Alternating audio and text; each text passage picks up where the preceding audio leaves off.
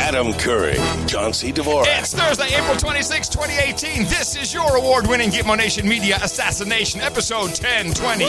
This is No Agenda. In celebrating good times and broadcasting live from the capital of the Drone Star State here in Austin, Tejas, in the Cludio in the morning, everybody. I'm Adam Curry. And from northern Silicon Valley, where it's gloomy. And by the way, the garbage trucks have already gone by, and so has the train. I'm John C. Dvorak. It's Crackpot and Buzzkill in the morning. Whoa. Did you speed up, or was that Skype speeding you up? That was me. Oh, all right. Good. All right, so you're a little, are you under the weather or just congested? I'm fine, but it's just like I'm congested. Yeah, you got it. You're nasally. Just like the traffic, by the way. Yeah, nasally. The only difference is I don't have potholes. Yet. Yeah, you do. As if that scourge wasn't enough. Have you run into any of these scooters, these electric scooters in San Francisco? No, most of them actually go hit. A lot of them, they don't report on this, but they go driving down the road and then they hit debris or the garbage in the streets or whatever. And a lot of them hit human feces and they go flipping. They go flipping? Head over heels. No, that's not true. I have a report from San Francisco on the latest on the garbage situation. On the garbage or on the, because these scooters is what I was, they've now infiltrated Austin, these electric scooters. They're everywhere. What they're doing in San Francisco is they're confiscating them because what people do is they leave them all over the place. That's the whole point. You're allowed to, the company allows you to leave them anywhere. They're dropping them off at the bottom of stair steps and they're just dumping them there. So the city's grabbing them and keeping them. I know a guy who goes out in the middle of the night to collect them and then to go charge them. Yeah. Which is... what a great job. No, it's not a great job. But more importantly, it really... I don't know. It's this whole thing is so un-Austin, if I can say anything like that. To have these scooters, and everyone's on the sidewalks with them. Downtown has become annoying. Get off my sidewalk with your damn scooter. Get those scooters off the sidewalks. Exactly. I'm turning into you. No, I'm not that way. I think it's fantastic that there's all these scooters everywhere running into human poop and in the garbage they can't clean up. And when I was coming back from that last trip, there was somebody they were discussing this in the first class line. I was next to that line because I was not in first class, saying, I don't see San Francisco is the filthiest first world city there is. It's like Calcutta. and so they had a discussion of this on the news because they're trying. Everyone knows this, and the guy who's responsible for bringing conventions in, he says they're losing business, rightfully so. Yes.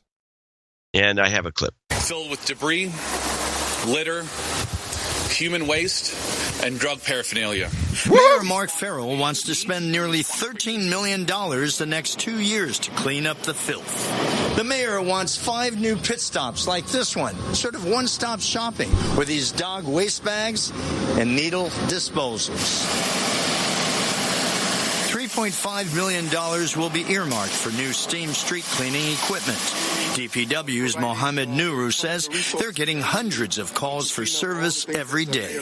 And we're double and triple shifting our steam cleaners and a lot of our equipment. With this funding, we'll be able to buy some more equipment.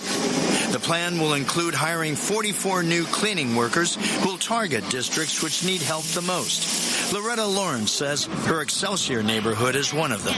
I have to walk through human feces all over the sidewalks. Some residents are skeptical. They've heard the promises before. And I think they're putting a lot of money into programs that aren't working. But it is a crisis and we need to act. Joe D'Alessandro heads SF Travel, the city's convention and visitors agency. We took a short walk down Market Street near the financial district. We didn't have to look far before we found trash blocking part of a roadway. The dirty, unsafe streets, he says, are taking a toll. We are losing business. We have definite groups that have said that they can't come to San Francisco as long as the streets are like this. The message from Mayor Farrell: time to stop talking trash. Time to do something about it. Is an interesting crossover with this. Well, before you go on, though, I want to mention at the beginning of that report, they talked about this one-stop thing where they have a bathroom and then a place you put use needles, and a doggy bag thing. The doggy bag thing is not for dog poop; it's for human poop. Yeah. I'm reading. Welcome to San Francisco, the filthiest town. It's been run by Democrats forever. This just shows. I'm reading the what is this? The Insider. People are vandalizing the scooters taking over San Francisco with everything from stickers, which they put on the QR code, which is very funny. Or they that's just a great idea for us. Well, this is what. Thank you. Well, let me finish the story, then let's get back to that because it is a good idea. The other thing they're doing is they're pooping on the scooters, on the step part, which makes a lot of sense. Wow. Yeah. But yes, what an opportunity. So the way these things work is there's a QR code on the top. You scan that with the app, and then I guess it activates so you can drive it. But we just need a No Agenda QR sticker to be on there. Just boop, pops up the No Agenda website. Yeah. It's just another fabulous idea. You should just cover with No Agenda stickers anyway. Yeah, this idea is some VC-funded thing. And it just popped out of nowhere. Yes, it everywhere. Did. It started a couple months ago, maybe a little longer, but it first started showing up as a nuisance a couple of months ago. And you see these little racks of. There's also bikes. There's a bunch of bike operations. Yeah, we got that too. And I don't mind the bike operation because the bikes are the same thing. No. You have to put them back. You have to, unless it's a different operation. These. Oh, okay. Here you have to put it back into the rack. Well, yeah.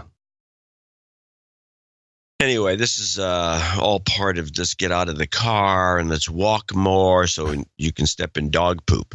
And human poop. Human poop, even better. Yeah.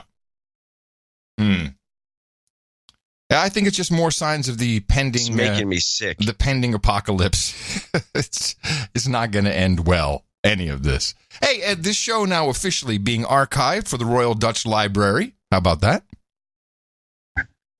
This show is being archived by the Royal Dutch Library? Yes, I received a very long, very thoughtful email from them, which was pretty much... Is this because you're a famous Dutchman? Yes. Who's not a Dutchman? Who's not a Dutchman? Yes, exactly. It must be related. And they said, well, we're now going to archive, and they give all these URLs, one of which is adam.curry.com/everything. That's everything. That's the show notes. That's the MP3 file, links to the MP3 files at least. As soon as we have, and we're getting pretty close to some transcribing stuff, we'll put that in automatically. And so, because it's all underneath that domain name, this is all being archived. And the note was really nice. Like, if you have any reason you don't want this, let us know and we won't archive it. I'm like, no, please, let us live on forever. That's great. Forever we shall live. Better than Madame Tussauds. Yeah, I saw a report last night. They're going to put a picture. They're going to put you and Madame Tussauds thing? No, I was going to bring something up. Last night, I don't know, it was Trump and Melania in Madame Tussauds. I didn't even know which one. And I had to stop for a second. You couldn't tell the difference. No, Madame Tussauds is horrible. It looks nothing like the people in question. Yeah, I've noticed this. But something happened because when I was a kid, I get to say it, Madame Tussauds, which I think at that time was only in London, and a big deal. You went there, it's like, the likeness is uncanny. And many of these people had stood model. They had the plaster put over their face and everything to really make sure they got the right contours. And somewhere along the line, someone hijacked this brand. They bought it. They franchised it because now every country has a Madame Tussauds somewhere. But there's no real likeness. It's just bad puppets, bad mannequins of famous people. Every once in a while, there's a good one. Rarely. And the one of Donald and Melania Trump is not at all. I mean, none of them. Just bring up any random Madame Tussauds website. What happened there? And why do people still go to stand in between likenesses that don't look like the people? What kind of idiots are you, wetware? Just a bunch of wetware people. It's stupid. Wetware. This is your new word. It is, and I think that's really where we're going. Is we are the wetware. So since you mentioned Donald and Melania, I would like to make some commentary on their dinner. With Macron and his gentile wife. Yes, and I want to do that because I saw the check for the dinner out that Macron held with the Melania, and Donald. Yes. At the Jules Verne. Oh, the check, as in the bill, what they had and what they paid, presumably. Yes. Apparently, it's about a party of about 24, and they bought a bottle of. Here we go. Mm-hmm. Here we go. Of the Midas 30-liter that Ace of Spades champagne. I'm not familiar with it. Well, this is a champagne Armand. I have to go look it up, the exact name, but it's a very famous champagne, and it's so good that the brand is actually owned by Jay-Z. Ah. So I thought it was odd. Stop. So anything owned by Jay-Z is now considered good, including the Nets? No. The wine was good. Here's what happened. This is my understanding. Jay-Z, who's a promoter of product, and I think he's a musician, maybe? Is that what it is? And a rapper. Well, he's a promoter. Yeah. And he's married to somebody famous. What's her name? I can't remember. Queen Bee. Baychella. Beyonce. And he was doing I guess he was doing a deal with Roederer, and he had a beef because he was a Cristal drinker. Right. This is a big deal. There's about 10 of these super champagnes, and Cristal, which happens to also be my favorite in that league. Apparently they got into a beef because I think what happened, because I've noticed that a lot of the champagne vendors get very irked when you take their $200 bottle of champagne, shake it up, and then spray it on somebody. Yes. To the French, this is a great insult. Of course, it's an insult to me. It's an insult to everybody. Yes, it's stupid. I mean, if you're going to spray, get some Cooks. By the way, it's called popping bottles. Popping bottles in the club. Get some Cooks, shake it up, and spray it all over the place. But Louis Roederer Cristal, or Dom Perignon, Dom as they like to call it, is not really the stuff. When I see people shaking it up and spraying it on each other, I think it's disgusting. There's other stuff you can do it with. So apparently this beef led him to this other peculiar champagne, which is a little kind of a over-manufactured product. It has a lot of idiosyncrasies to it. It's very much like a Krug. And it wins a lot of awards. It's not a slouch of a product. I always thought it was just some junk somebody put together just to fool the black man. And okay, yeah, sure. And no, that's not the case at all. It turns out to be this fabulous product. And so that is what, for some reason, I think Macron bought this, and it's a 30-liter bottle. This is the biggest bottle of champagne you can buy from any brand. And it's the bottle itself weighs 100 pounds. And I should mention, just as a little aside here, and I'm going to actually stop pretty quickly because I know this bores a lot of people, but champagne in anything other than a Magnum, and others bigger bottles, yes, is all made in other bottles and then poured into the big bottle. They don't actually make it in the bottle when it's a big giant bottle. I hadn't really thought about it, but does that make a difference? Right. So, okay. Yeah, I think it does, because you're pouring the champagne, it's going flat. Right. I mean, you're going to lose carbonation. It's not going to be better. So they have it in sealed bottles, then they open those bottles, or they put it in the bottles. Yeah. They open those bottles and then put them in a new bottle and then cork it. Yeah. Wow. I didn't know that. Well, because the way champagne's made, the bottle is like set up on a rack, and you shake it and you make all the sediment fall to the bottom. You can only do that with certain sized bottles, and you can't do it with these monster bottles, and so you have to kind of fake it. Okay. So Macron paid, and so it's on the bill, 130,000 euros. And did he pay with Visa? I don't know, maybe MasterCard. Crypto. I have no idea, but it seemed extravagant. So with that in mind, I don't know what the dinner was that they had at the government dinner was, but that thing was ridiculous. He also had something like a $10,000 bottle of tequila. I had to look this up. I never heard of this tequila, but it's apparently about 10 grand. Wow. So how about the wine they served at the dinner? And by the way, and on that same list, 2 glasses of Coca-Cola, $24. Who do you think that was for? Yeah, I don't know. What restaurant was this again? That was at Jules Verne. So I can avoid it? Oh, no, Jules Verne's a great place. Yeah, but I can't afford that. $12 Coke. But you're not going to be buying that kind of thing. For one thing, it's an insult. Hi, I'm here for dinner. I'd like 2 Cokes. That's it. Thank you. And some bread. Yeah, well, they're assuming you're going to... It's normal. It's a 2-star restaurant, so it's not cheap. So well, I want to ask you something else, unless you need to continue with this. I have another wine question. Well, I was going to go on with some more wine tips. Oh, because I wanted to ask you about the wine they served at the state dinner. I'm on that page as we speak. Okay.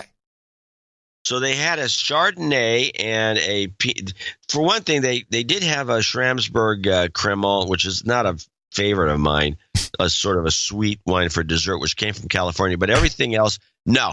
We're doing Oregon. Yeah. And I think that was a direct insult to because California has better wine than Oregon.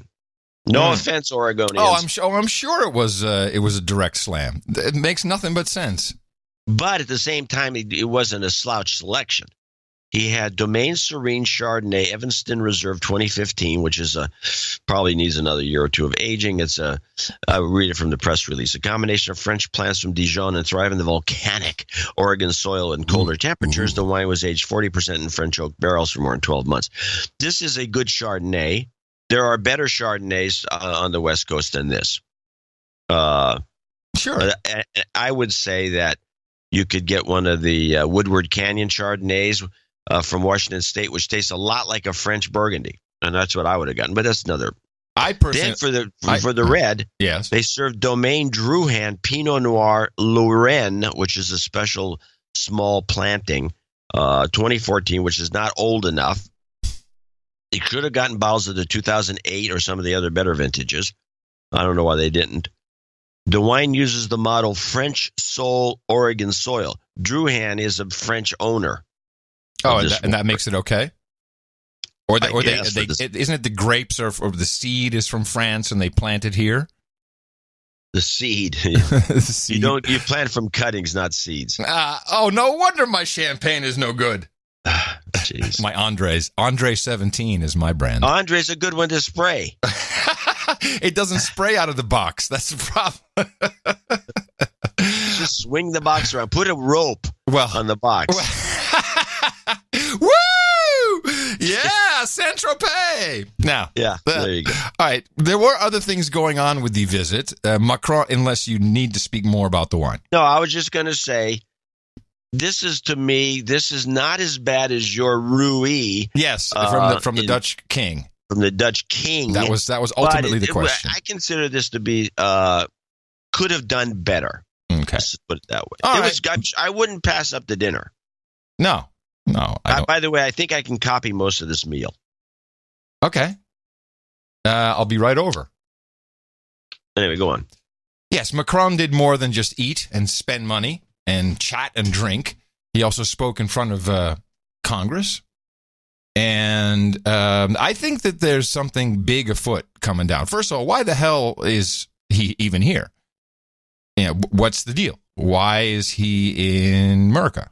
I mean, just to hang out and talk about parades, or is there something else going on?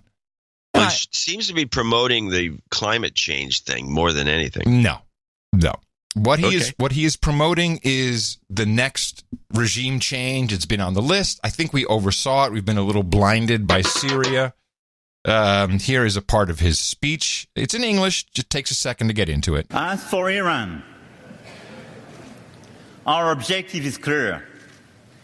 Iran shall never possess any nuclear weapons. Woo! Yeah! No nukes for Iran! Yeah! Listen. Oh, no nukes. Very good. We're happy. It's good. Not now, not in 5 years, not in 10 years. Never. Never! Woo! Okay, everybody. Go, Macron! Hit me again, bro. But this policy should never lead us to war in the Middle East. Oh, what? No, we want war. We must ensure... Did you hear that? It's like no one claps. No war. Oh, damn. Yeah, the clapping dies way down. That's exactly why I left those. What a bunch of creeps running this country. That's why I left those first two in. I took all the other ones out because they do that a lot. But it's all this, this long clap and wow, we're so happy. And then no more war. This policy should never lead us to war in the Middle East. Oh, damn it. And it dies off. We must ensure stability. They're warmongers, these people. Good catch. They just want war. And respect sovereignty of the nations, including that one of Iran, which represents a great civilization. Let us not replicate past mistakes in the region. Let us not be naive on one side. Let us not create new wars ourselves on the other side. There is an existing framework. Okay. Called the JCPOA. Known as the Iran deal. Control the nuclear activity of Iran. We signed it at the initiative of the United States. We signed it, both the United States and France. Aha! So both the United States and France signed the nuclear deal. I didn't even know France signed this deal. Did you? Yeah, I think so. I think didn't the UK and Russia also sign it? I'm not sure. But they're not in D.C. with a big fancy dinner. No, this guy is. Well, they won't let him in. We cannot say we should get rid of it like that. Okay. But it is true to say that this agreement may not address all concerns and very important concerns. Okay. What are they? This is true. But we should not abandon it without having something substantial and more substantial instead. Aha, renegotiation. We have to work on this more comprehensive deal based, as discussed with President Trump yesterday, on 4 pillars. Okay, so as discussed with President Trump yesterday, 4 pillars. So this is our policy, and he's bringing 4 pillows, and what are they going to do? Here it comes. The substance of the existing agreement, especially if you decide to leave it. The post-2025 period, in order to be sure that we will never have any nuclear activity for Iran. The containment of the military influence of the Iranian regime in the region, and the monitoring of ballistic activity. So I think it's point number 3 that is the one we need to look at. Containing this military threat, not necessarily to what's going on around Iran. Iran's pretty big, but what they're doing internally. And from what I understand, I've done quite a amount of research on this, and it really caught my eye when the Iranian government banned the use of cryptocurrency. And I, quite honestly, they were talking about doing their own a couple of months ago. So now, if you're Iranian, you're not allowed to get into cryptos. But their what's their money? What's the currency? I don't know called? what it is, a dinar or something like that. I think it's a dinar, or the ducat. The Iranian ducat. I'll look it up. Out of fear of this looming May 15th date, is crashing significantly.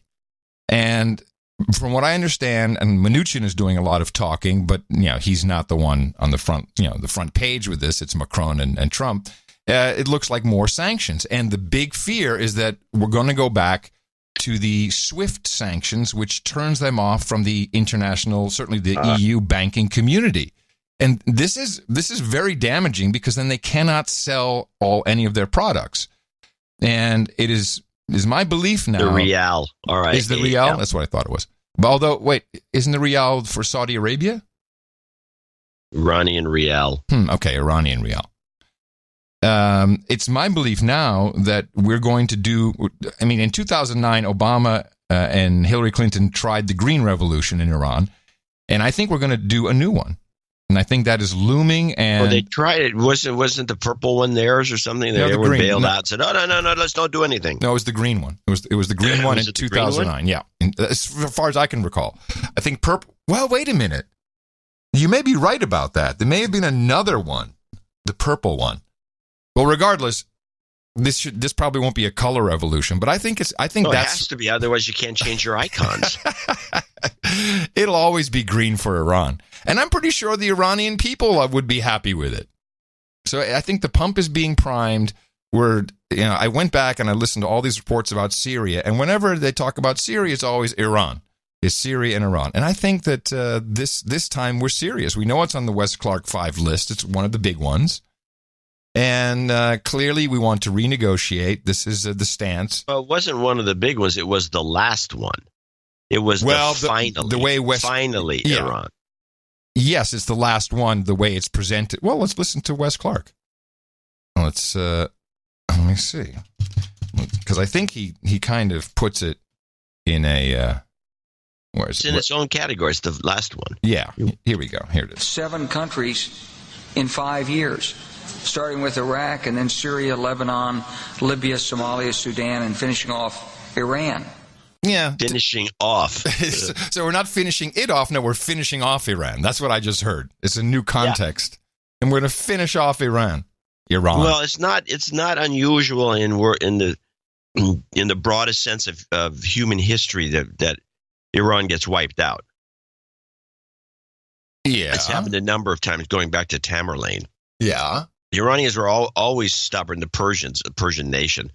And I remember they got wiped out because this is in the 10th century or something. I can't remember the year, but it was back a ways before I was born. And I think it was a couple of emissaries came in. They wanted to do some deals, and then they just shot them. So they came in and killed everybody. Yeah. But at this point, I'm pretty sure the Iranian population is like, get these a-holes out of here. I mean, go back and look. Yeah, that's what they want to do, but it's religious problem that they have is really not that easy to overcome. But just, if you go Bing it and say pictures of Iran 1970s, even 80s, that's when they were girls got mini skirts. It's they're using makeup. They look pretty. Used to be that Farsi was the number one language on the internet. Very connected country. All the kids got iPhones, or they had them. I'm not sure what the status is now. So I think they welcome that, and I think that is what is on deck. Now, I do have a clip here from the Iranian president, who's not so ready to jump on this plan. Iranian President Hassan Rouhani has dismissed France's proposal to review an international deal on his country's nuclear program. French President Emmanuel Macron called for fresh negotiations on the pact on Tuesday during his visit to Washington. If Europe wants to work with or talk to the United States, that is none of our business. They can go ahead. We will not remain in the deal, no matter what the circumstances are. Rouhani insisted in a speech on Wednesday that the nuclear deal will either be maintained or not, apparently rejecting possible reviews of the agreement signed in 2015. U.S. President Donald Trump has suggested he may leave the deal. Macron's plan calls for reworking the accord to cover Iran's ballistic missile program and prevent the expansion of the country's influence in the Middle East. And notice he misses that third point, which is, hey, we got the military inside the country. We got to deal with them. No mention of that in the report. Here's my theory, though. Good catch. No one. I don't think the M5M certainly isn't looking at Iran, other than just this big, vapid concept. I was looking, so I thought, wait a minute, if the currency is dropping significantly, and if you ban the use of cryptocurrencies, of course everyone's going to go and get them some crypto.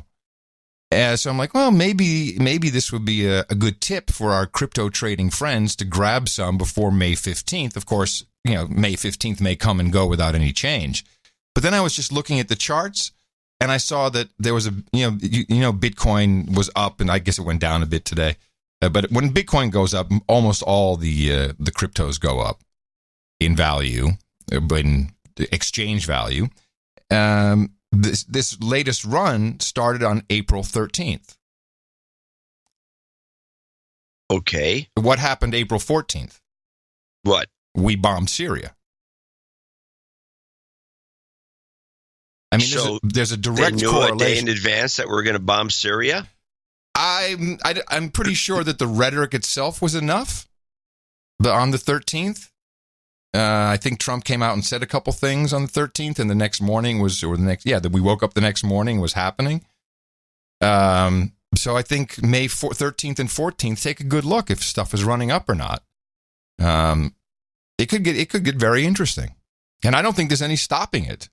And and I don't know, maybe you can eventually buy and sell oil in some crypto fashion. I don't know. There's a lot going on with this. I'll do it for the next show. I have a woman who's a gold bug that was on one of these podcasts. Mm-hmm. And she was going on and on about some of the screwball coincidences with the cryptos. And I'll put a report together. It's very interesting. Yeah, and I'm not sure it's She's a almost screwball. of the opinion that the whole thing is set up by the banks. Well, who was it? I have it here somewhere. Yes. The St. Louis Fed came out with a whole report. The St. Louis Federal Reserve Bank. There's a number of them that make up the Federal Reserve. And they have a report on the case for central bank electronic money and the non-case for central bank cryptocurrencies.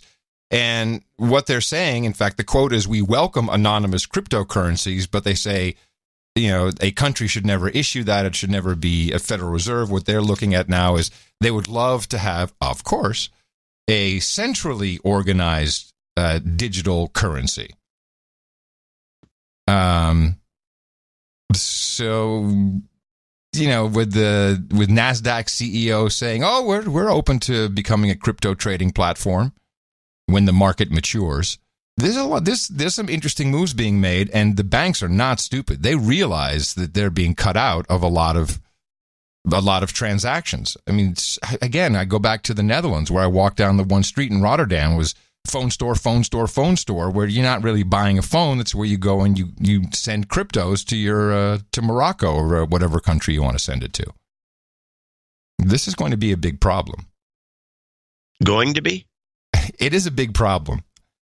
I'm just not sure how it's going to be solved, but I think it's going to be love. Oh, it gets solved. It's going to be honey, It gets solved. The banks win. Sure. But how? How will they solve it? How will they do it? Well, that's for us to determine on the No Agenda show. Yeah.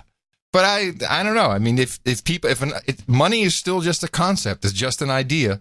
So if these cryptocurrencies are seen as money and people really start using it, and they live outside of the exchanging system, which is the problem with it, then the banks won't be able to do anything. Or the government. They can do it at the exchanges. That's where they have all the power they want. To make sure you pay your taxes over any gains, to make sure there's no illegal use, who's changing this. I mean, your KYC have you ever heard of this KYC registration? Oh God, no. This pops up everywhere. So if you read some of these white papers that so when someone wants to start a crypto coin, they do an ICO, initial coin offering, and they have a white paper, which is, in my mind, the equivalence of an S1 filing for like a NASDAQ IPO. And in it, there's this thing, if people want to get in early, or they have white listing, all kinds of concepts I'm not very familiar with. But they all say you need KYC registration. And I'm like, what is KYC registration? I see it everywhere now. It stands for Know Your Customer. What does that even mean?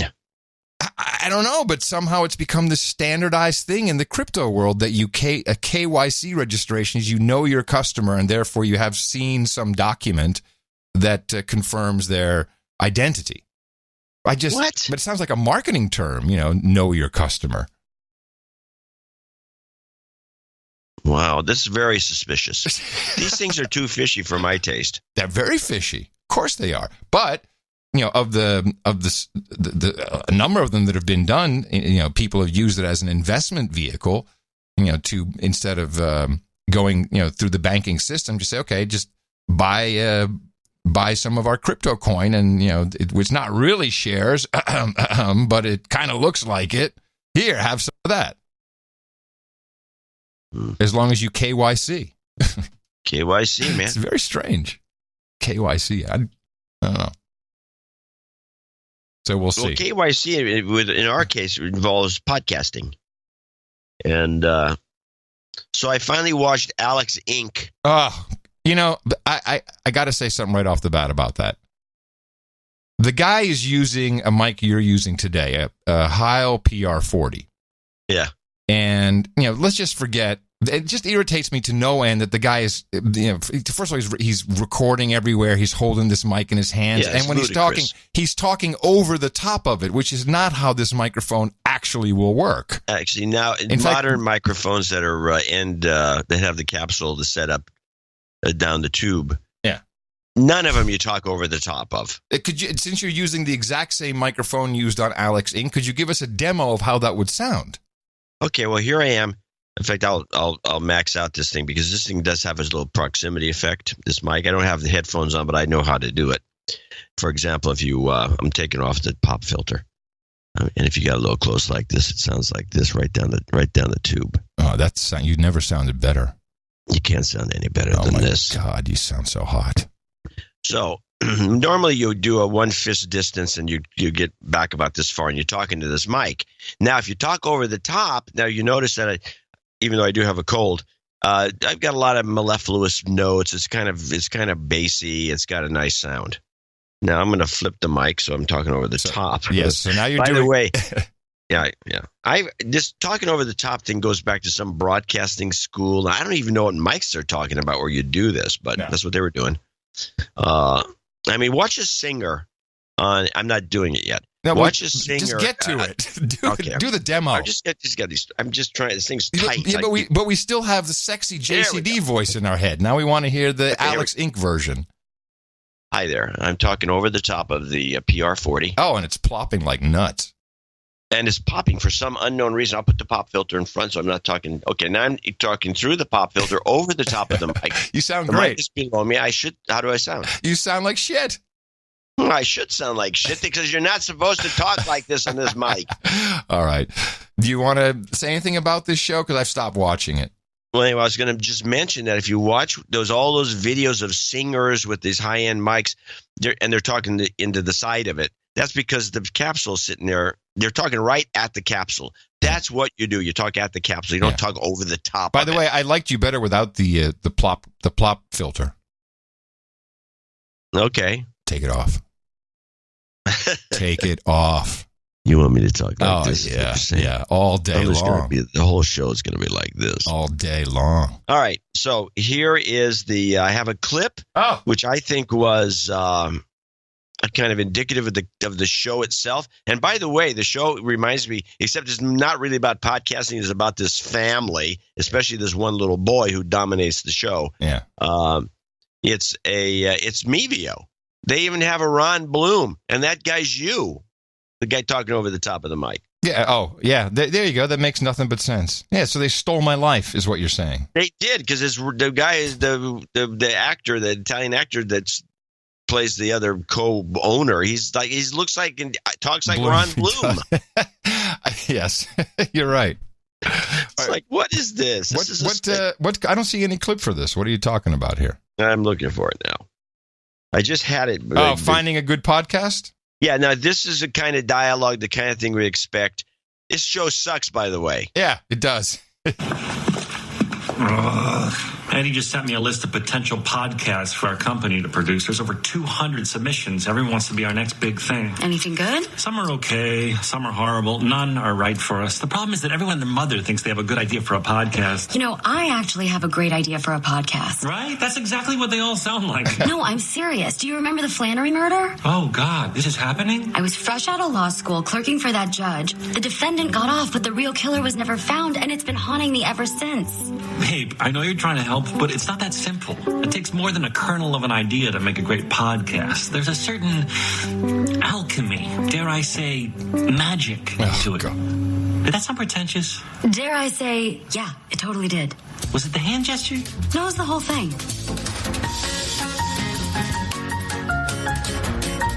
Oh, the music is killing me. As the podcast search continued, our options were looking bleak. They ranged from just okay to, well, this. It is a show about interspecies friendship. So this actually shows me one thing. I'm wrong. I have been, and this, by the way, it's not My Life or Mevio. This is the Giblet Media and the guy who started, what Serial was their first show. That's what this story is about. Surely you knew that when you watched it. No. I'm thinking Mevio. No, it's not. What was I going to say? Ow. You said you were wrong about something. Yes, what I was wrong about is what this show proves, although it won't last, is that you can monetize the network as long as you make a show about it. I mean, if the actual network can't be monetized, but if you make a show, yeah, it can be. Now a couple of things I found funny. Yeah. It's like they show this guy. It's like they have a little meeting, and then some people come in with cards, and they pitch shows. Yeah. Why? What does this ever have? So they come. This bull crap. The whole thing is nuts. It's not the way it works. No, we know exactly how it works. Yeah, and that ain't it. But talking over the mic thing is pretty funny. Well, this is how it really works. Hold on. Entering executive mode. All right. Yeah, she wasn't very hot, so we don't want her show, do we? Nah. Actually, I wanted to be in executive mode for a moment. Okay, go. This is something that went on the tweeter. You commented on it, and I think I even said we should go enter executive mode. And it was something you tweeted, and you said, why do the libjos need to do video? Why don't they just stick to good reporting? And there's because this Washington Post has a little video show every Thursday. Yep. And it is the worst. Well, I got the opening segment of the show, and this is Molly Roberts, one of their star reporters. Now, since we're in executive... she's a Trump hitman. Yes. Since we're in executive mode, she really has no business being on video. No. I mean, she's got the perfect face for print, and I'm saying this as an executive, not being mean or misogynistic. No, but she's actually slightly... The problem with video, and just to be honest about it, and people kind of know this, but they don't want to talk about it, is that you have to be pleasant looking. It helps. Because you're going to be watching somebody talk, and if they got idiosyncrasies and they scrunch up their face and they wear no makeup and they spit, I mean, you can't put up with it. You won't watch the show. So you have to avoid people like that. And you have to put pleasant looking people that know how to read, and they can read it from a prompter so it sounds natural. That's what you want because you're looking at them. Now we're going to listen, and this will help us evaluate the technical quality. And I don't understand why a publication such as the Washington Post lowers their standards to such a degree. Or maybe they just don't see it, or maybe they don't care. It's a throwaway. I have thoughts on this. If you want to hear them later. Yeah, I do. Here's the opening, and let's just listen to the handoffs, to her read, to the other people. It's a complete shit show. President Trump threatens to bomb. This is how it opens, by the way. There's no opening title, no bombastic music. Just start. President Trump threatens to bomb Syria, downgrades relations with Russia, and lashes out after an FBI raid on his personal lawyer's office. Facebook CEO Mark Zuckerberg tap dances through congressional hearings. House Speaker Paul Ryan calls it quits. And it's only Thursday. Now, so this is the tease, and I'm not teased at all. And then she says, it's only Thursday. What does that even mean? If she said it's only Monday, maybe Tuesday? No, that's the name of the show. You're kidding me. No. Oh, jeez. It's called It's Only Thursday? Yes. This whole concept is wrong. Oh, duh. I'm Molly Roberts, with Fred Hyatt, editor of the Washington Post editorial page, and opinion columnists Christine Emba and Dana Milbank. Folks watching on Facebook and YouTube. Folks! If your comments and questions make us think, we'll try to get them on the show. Dana, you were on Capitol Hill for the Facebook hearings, and you tweeted out this photo of Zuckerberg sitting on what appears to be a booster seat? Booster seat? Well, yeah, can you stand up now? It shows that we're in the internet era because, when I was his age, we would have nice mic sound, perfect. Sound phone books. So this was a wee bit different. I want more details on that and everything else later, but first let's focus on what distracted President Trump this week. Why later? It's just because it's another tease. It's a tease after the tease. It's the whole thing is just by the way, horrible. Nothing galls me more than that. We'll talk about that later because they never get around to it. Rarely. In the midst of major national security issues, the FBI raid of the office of Trump's so-called fix-it man, Michael Cohen. He's the lawyer who paid hush money to Stormy Daniels. Is that okay to editorialize like that and say it's hush money? Well, she said hush money. She also said so-called fix-it man. Well, you can say so-called. Which, by the way, would be the right term would be fixer. Yes. There's a fix-it man. What's he going to come and do the plumbing? Yeah. Check the toilet, jiggle the handle? Yeah, that's the idea. That is definitely the idea. And on Monday, the FBI made the unusual move of seizing documents from his New York City office. Trump says, as he said before, that it's all a witch hunt. Anyway, so it's horrible. I just don't understand why they do it. I really don't. I have my thoughts on this. Okay, I'd love to hear it. Well, for one thing, the New York Times has done this, and so other newspapers feel that they need to do it.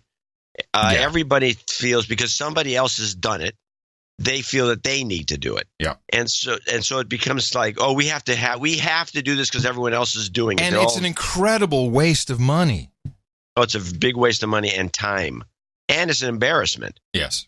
Even the ones who started. I mean, New York Times has that little podcast, which at least is audio, but it's not very good. And then it's just they all do it because they all feel that they all feel obliged to do it because the other guys are doing it. That's the only real reason. Yeah.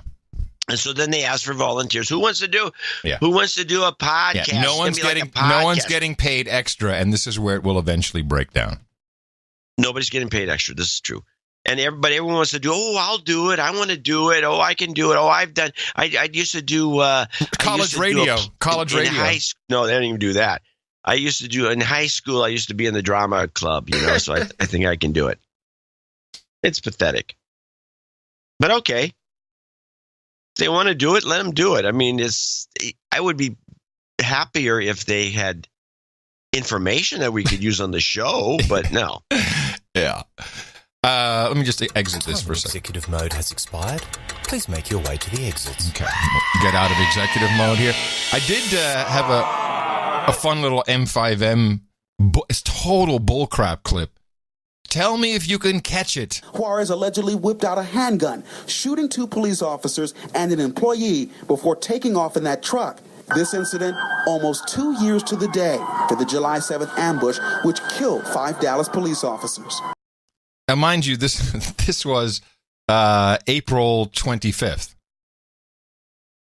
Okay. Was it not 2 years to the day? Juarez allegedly whipped out a handgun, shooting 2 police officers and an employee before taking off in that truck.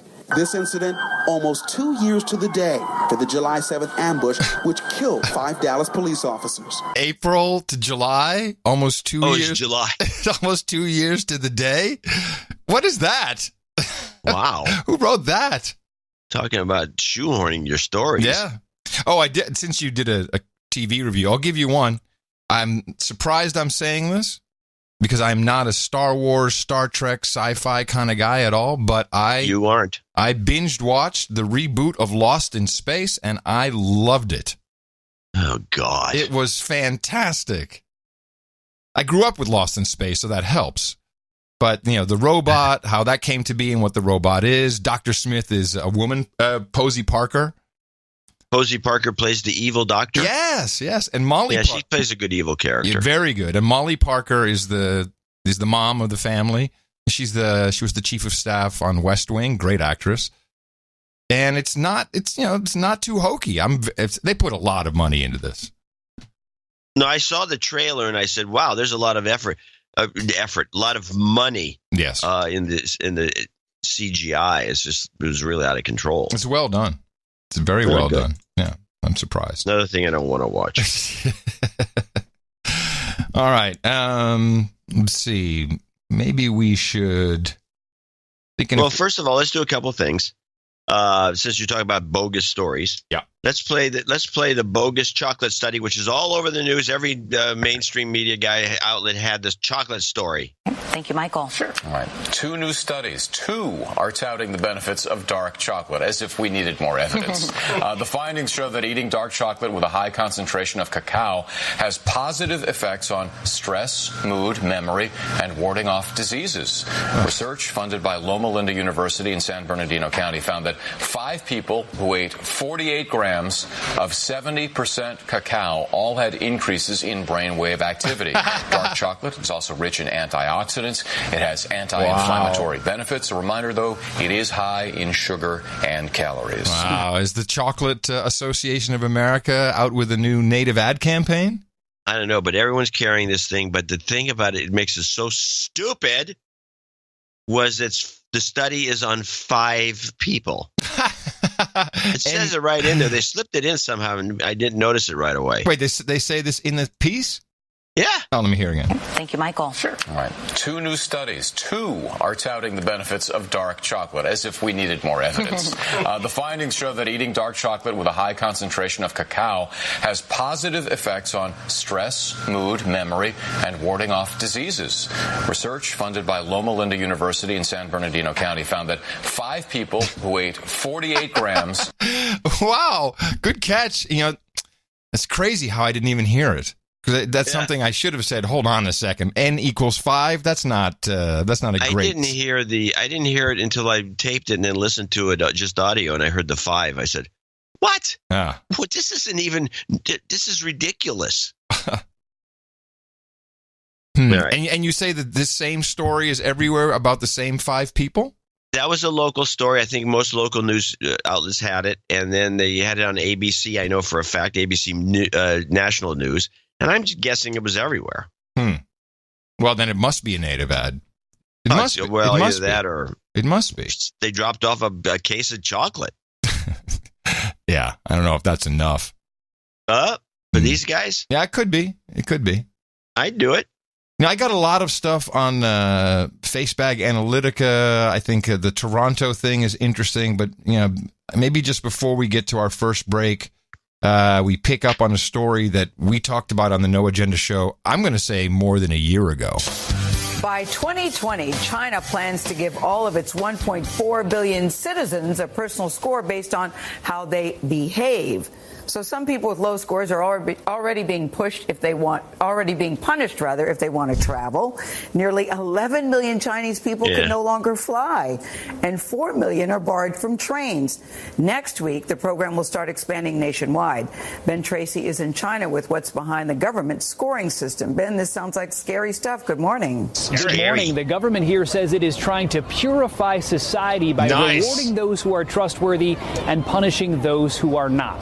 So like the credit score that most Americans get for how they handle their finances, Chinese citizens are now getting social credit scores based on everything from whether they pay their taxes on time to how they cross the street. I love the Purify Society translation. That's great. Purify Society. And we're not far from that. Same thing.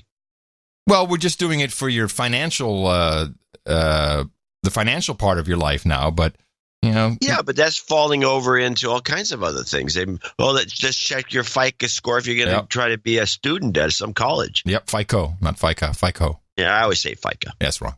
I don't know why. I'd like to know why I say FICA. Because FICA is that tax that you pay forever until you reach a certain level. It's a part of your wage tax. Yeah, it's like federal insurance going to rip you off thing. Oh. So that's why that probably irritates you more. Can't add. That's what it is. Right. But I always say FICO. Sorry. No, it's okay. So whatever. The FICO thing, which we bitched about this before, is just ridiculous. Right, but when you combine it with other things, and I think I'll have some examples of that later on, it becomes, we've all seen the Black Mirror episode. How come that hasn't just happened already? Why hasn't Facebag just said, rate your friends? I mean, what would it take for them to do that? It wouldn't take much. Coming. Yeah. But will it be them? I think everyone wants to do it. Don't you think people want to do that? I totally think they want to do it. And wait until you hear this VP of Global Policy Management at Facebag. Monica Bickert. You got a whole idea of how they think over there. And mainly, of course, is that we can't do without them. Our life can't. Here's an example. This is CNBC, not talking about FaceBag, but that other giant who is next. We know that Google's going to be next for their practices. Well, let's hope so. If not, then we have a different issue. Listen to how this report starts off. There wasn't a lot of surprises, Melissa. This is about, I guess it was earnings yesterday, and FaceBag gave their earnings, which are spectacular. Google gave their earnings, also spectacular. There wasn't a lot of surprises, Melissa, but I just want to put something in perspective. Is the world cannot live without Google. We can live without Facebook, but Google is part of the fabric, the oxygen of the internet. And as evidence of that, look at the top line growth, 23%, the same time. I mean, if that's really the thinking, and I'm sure it is, I'm sure it is. It's completely disturbing. We can't live without Google. We can easily live without Google. Yeah. Bing, by the way, does work. You don't need Google necessarily. The one you can't live without, and I've written about this too, is Amazon. Yeah, they're problematic. Because of AWS. Yeah. Amazon I is agree. snuck into the fabric of society in a very, very cool way that just makes them impossible to get rid of. Yeah. Well, and then they have their lobbying company, which is the Washington Post. But hold on a second, John, let's be honest. If Amazon disappeared tomorrow, what a joyous day that would be. I mean, think of all the bull crap companies that would just all of a sudden have no website. The economy would collapse in a minute. Again, think of how much fun we'd have. Oh, what a joyous day that would be. It's about time. And with that, I'd like to thank you for your courage and say, in the morning to you, John C.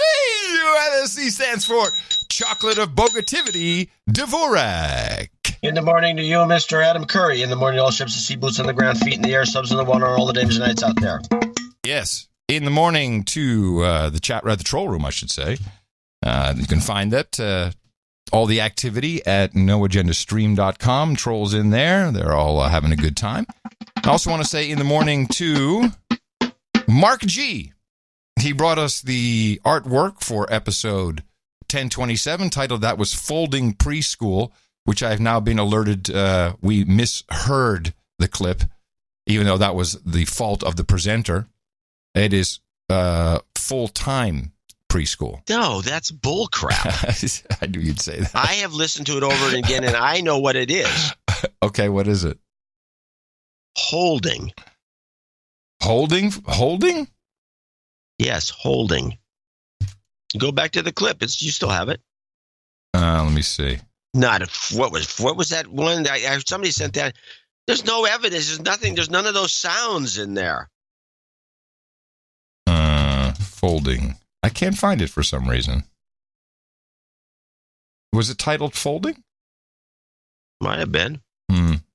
Folding. Well, anyway, beside that, the artwork was very nice. It had a bunch of bombs dropping. We weren't quite sure what it meant, but one was glitch, one had marijuana on the side, one had snafu, one had funny. IRS. It was just kind of funny. Like, okay, we'll take this. It's good. And it was well done. Yeah, we thank you very much, Mark G. Mark G, good to have you back. He's done a lot of artwork for us in the past. NoAgendaArtGenerator.com is where you can upload your art. That is what lots of artists do, and we appreciate the work they do, because it's tough when you don't get chosen. I understand, but we that's the one thing we debate about on a showly basis. We don't debate about much else, but that we debate about. Well, the title is also sometimes arguable. What we never argue about is our executive producers and our associate executive producers, who we give a special thank you at the beginning of the show, just like Hollywood, and these are real credits. Who do we have, John? Starting off with Sir Woody, and he's in Great Britain, $333.33 to be executive producer. It only seems like It only seems like yesterday that you knighted me on show 772, but I'm ashamed to say I've hardly listened since. Ooh. Man overboard. Yeah, for real. Since given a pretty crazy few years. A producer I've hit in the mouth a few years ago does the same to me every time I see him. And on Discovering My Car has great podcast support. Ooh. Ah, that helps. This is the future for the show, by the way. It is.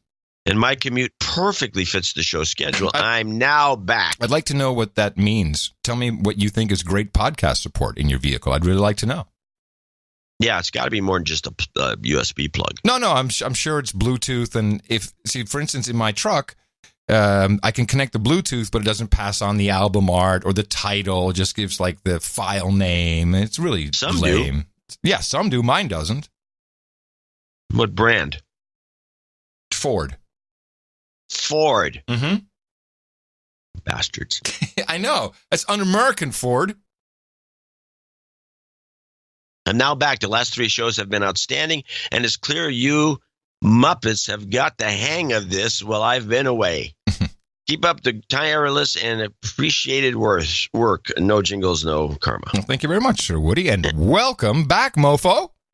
And following Woody is Kelly Sandlin, $300 from the U.S. somewhere, and all he or she says, it's a she, I'm sure, with an I. With an I, you'd think so. Isn't and no jingles, no karma.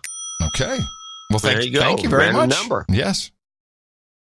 It doesn't last long. Sir Kelly Spongberg in Rocky Mountain House, Alberta, Canada, $300, another $300. Happy birthday, karma, for Dame Andrea Spongberg. I think she's on the list. She sure is. Vacation karma for Sir Dallas Spongberg, and it mentions great newsletter. It was a great newsletter. It was a great newsletter. The newsletters are always great. And subscribe to those. Go to noagendashow.com. The link is right there on the homepage. You've got karma. Thank you, Sir Kelly Spongberg. We'll be congratulating Dame Andrea later on. And then last but not least is Timothy Cato, is an associate executive producer at $200. And again, don't have the location, but using cutesy animals to solicit donations is just low effective, as evidenced by this donation, but low. Now, this is interesting. He says he's obviously fairly new to the show. Yeah, I think so. Because as you recall, I was using 6-7 years ago. Yeah, but I was using him, newsletter after newsletter after newsletter. It was terrible. Yeah. And so now I just drop one little kitten in, and this guy gets bent out of shape. Well, I think the problem is you brought the puppy back, and the puppy is kind of irresistible. You know, when you see the puppy. That dog is a symbol that we are not doing well. And yes, and yeah, that's true. And the puppy was there for months and months and months. Yeah, well, he's back. This is, it's John. I do the production. John handles all the back office stuff and has his minions. So I never really look at this stuff. And when I see the dog, I'm like, oh, things are not going too well. That one particular dog. Yeah. Yes, the sad puppy. The sad puppy. Yeah. Dvorak, but in all seriousness, keep up the good work, and I have a Raven report to the stage and some goat karma. Straight from Reseda, here she is, Raven. Give it up. You've got karma. Thy will be done. Yeah, Raven's from Reseda. Mm-hmm. That is it. That's all we got for our associate and executive producers for today's show, 1028. Hopefully, we'll pick it up a little bit the next show. It was a little low, a little light. Well, April's been a tough month. I think still tax month. Month. I think so. But I don't see anyone who says I got a return. Not yet. Just looking at the spreadsheet. Well, we, of course, want to thank our executive producers and associate executive. Is it one producer? Yes. And one associate. And our one associate executive producer. Real credits, they can be used anywhere that credits are recognized. Lots of people put it on LinkedIn. It seems to get them jobs, and lots of people looking at what's going on. We'll be thanking more people in our second segment, $50 and above, and we have another show on Sunday. Please remember us at Dvorak.org/NA. Plenty of formula for you to go out there and propagate. You know the system. Our formula is this. We go out, we hit people in the mouth.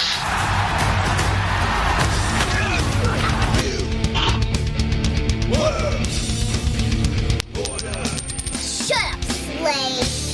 Shut up, slave. All right. Lots of show then today. Yes. Yeah. Well, I'm gonna do some face bag stuff. Oh yeah, let's do face bag. So there's I have two interviews One is, maybe we'll start with this. Monica Bickert. She is the VP of Global Policy Management at the Facebag. What's interesting about her is that for 10 years, she worked in Malaysia at the State Department. And I think she did things like, looking at smuggling, also human trafficking. But 10 years in Malaysia at the embassy, you may be a spook. Yeah. You may be a spook. By the way, Malaysia is a party town. Hey, woo! So now she's the Vice President of Global Policy Management, and she sat down for an interview. I think it was a podcast, actually, but I thought it was just interesting to listen to a few of the things that she had on her mind.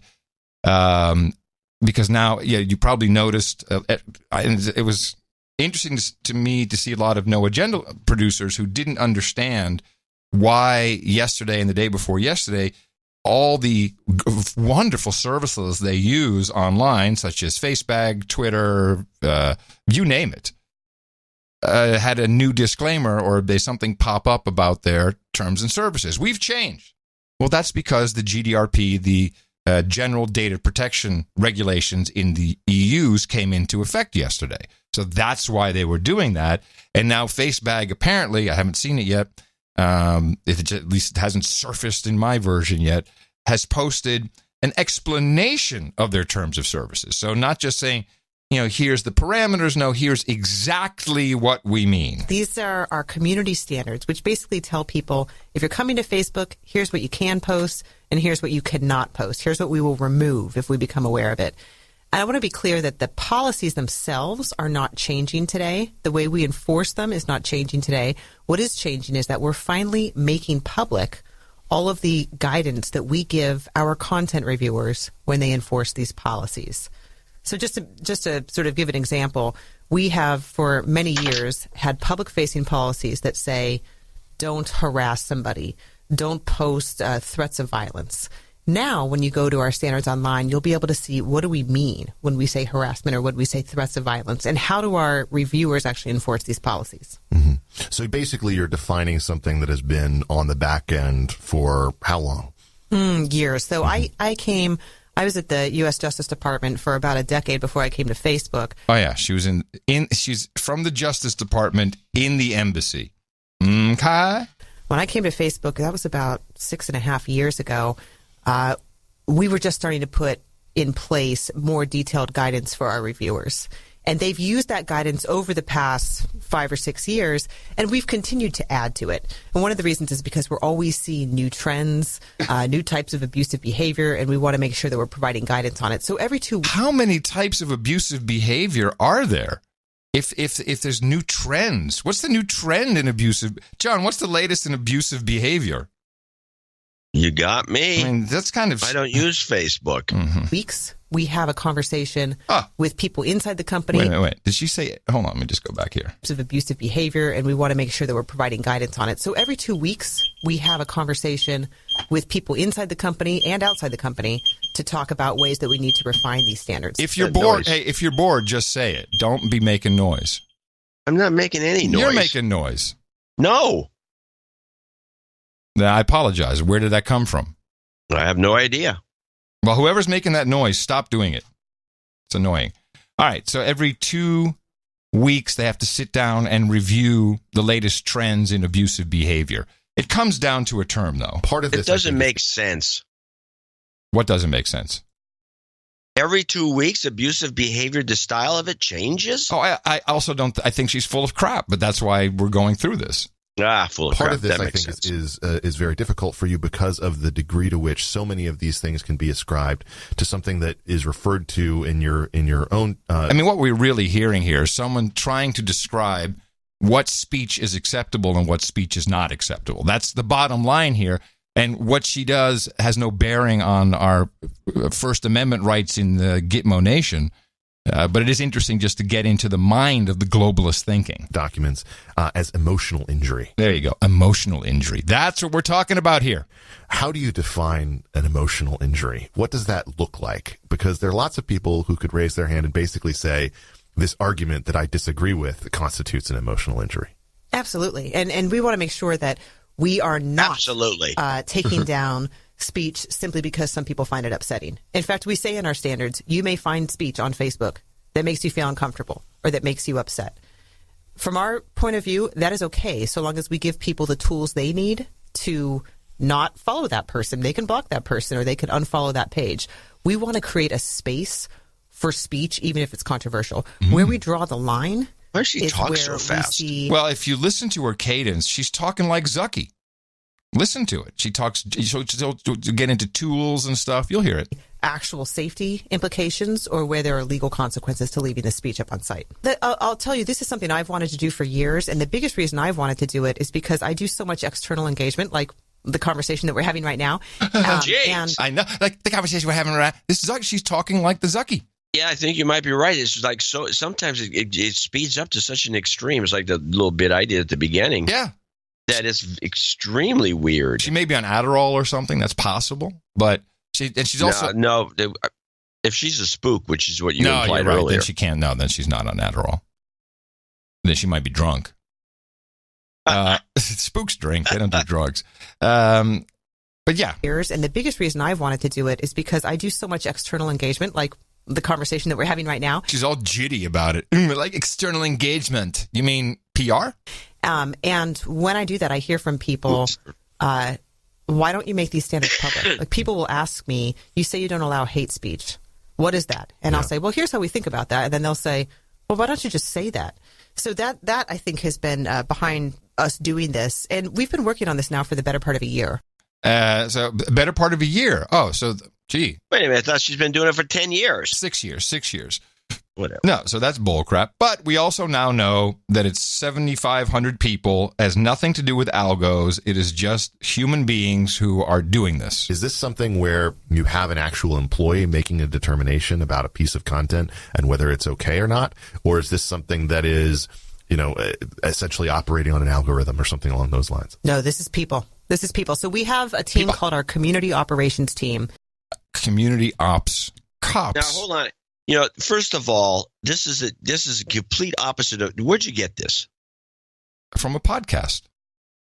This is completely opposite of what they had on the PBS NewsHour, where they did the same thing. I don't know why, but this is in all the news. The podcast, it's on national news, it's on PBS. So they had visited the Facebook operation. The big one in Menlo Park is like 2 miles long. It's a big building, and they said that they couldn't do what she's describing, so they had to move to algos. Huh. You don't have a clip and by any chance. And it was a Facebook spokesperson. Do you have a clip by any chance? No, it was boring. Right. Well, I'm just telling you. Okay. Take my word for it. I take your word for it. Well, it's bullcrap. I do have a clip that follows it up because it turns out that PBS is going to develop algos too. Yeah, we'll get to that. One step at a time. Essentially operating on an algorithm or something along those lines. No, this is people. So we have a team called our community operations team. They are at this point. Do you hear that? Community operations, community ops, cops. Get it? I get it. It's cute. This is people. So we have a team called our community operations team. They are at this point more than 7,500 people. Community operations team is cots, as in beds. Around the world. They are the people who are enforcing these standards. And potential content violations come to them in one of two ways. Either somebody on Facebook has reported it through the site, and you can report any piece of content through the site, a photo, a post, a group, a page. It'll come into our content reviewers. Then we also use some technical tools to try to identify violations even before anybody in our community has told us about it. So, for instance, terror propaganda, ISIS beheading videos. We now. Did she say what? She said told us about it. Let me hear again. By violations even before anybody in our community has told us about it. So, for instance, Well, so for instance, but if you listen, here's her for instance. Terror propaganda, ISIS beheading videos. Mm-hmm. We now have some technical tools that are pretty good at finding that content and getting that to our content reviewers quickly. That's all they have so far, is they're able to find beheading videos, which aren't even online anymore. No, well, they can find a lot more. Let me interject just for a second. When I was at the meetup in Biloxi, one of our producers had reposted the picture I put in the newsletter, which I forgot to even put in the newsletter, 2 or 3 newsletters ago, of Trump having sex with Stormy Daniels. Yeah. Of course, it was photoshopped, and I didn't. It was a quickie job. I have a limit on my Photoshop time. You actually did that? Yeah. Oh, that's funny. And most of the time I spent blending and making sure that the tones are the same. It was a horrible Photoshop job. Yes, but it was funny. But it was funny. 15 minutes max. That's my limit. It was because I don't want to make, and I couldn't get it to look any better. No. So yeah, it was a horrible photo. It looked like Photoshop, but it was funny. And then I also blacked out. I didn't black out, but I fuzzed out all the parts that would be obscene. Yes. And so it was a legit Photoshop, junk Photoshop picture. And so he posted on his Facebook. He got kicked off Facebook for 24 hours. Well, and that's very interesting because she is going to get into exactly who. So, from what I understand in this next clip, kind of I think unpacks it. Is if you say, "Well, I don't like Republicans," that's okay. If you say I hate Republicans. All Republicans should be dead, that's okay. That's what she's going to claim.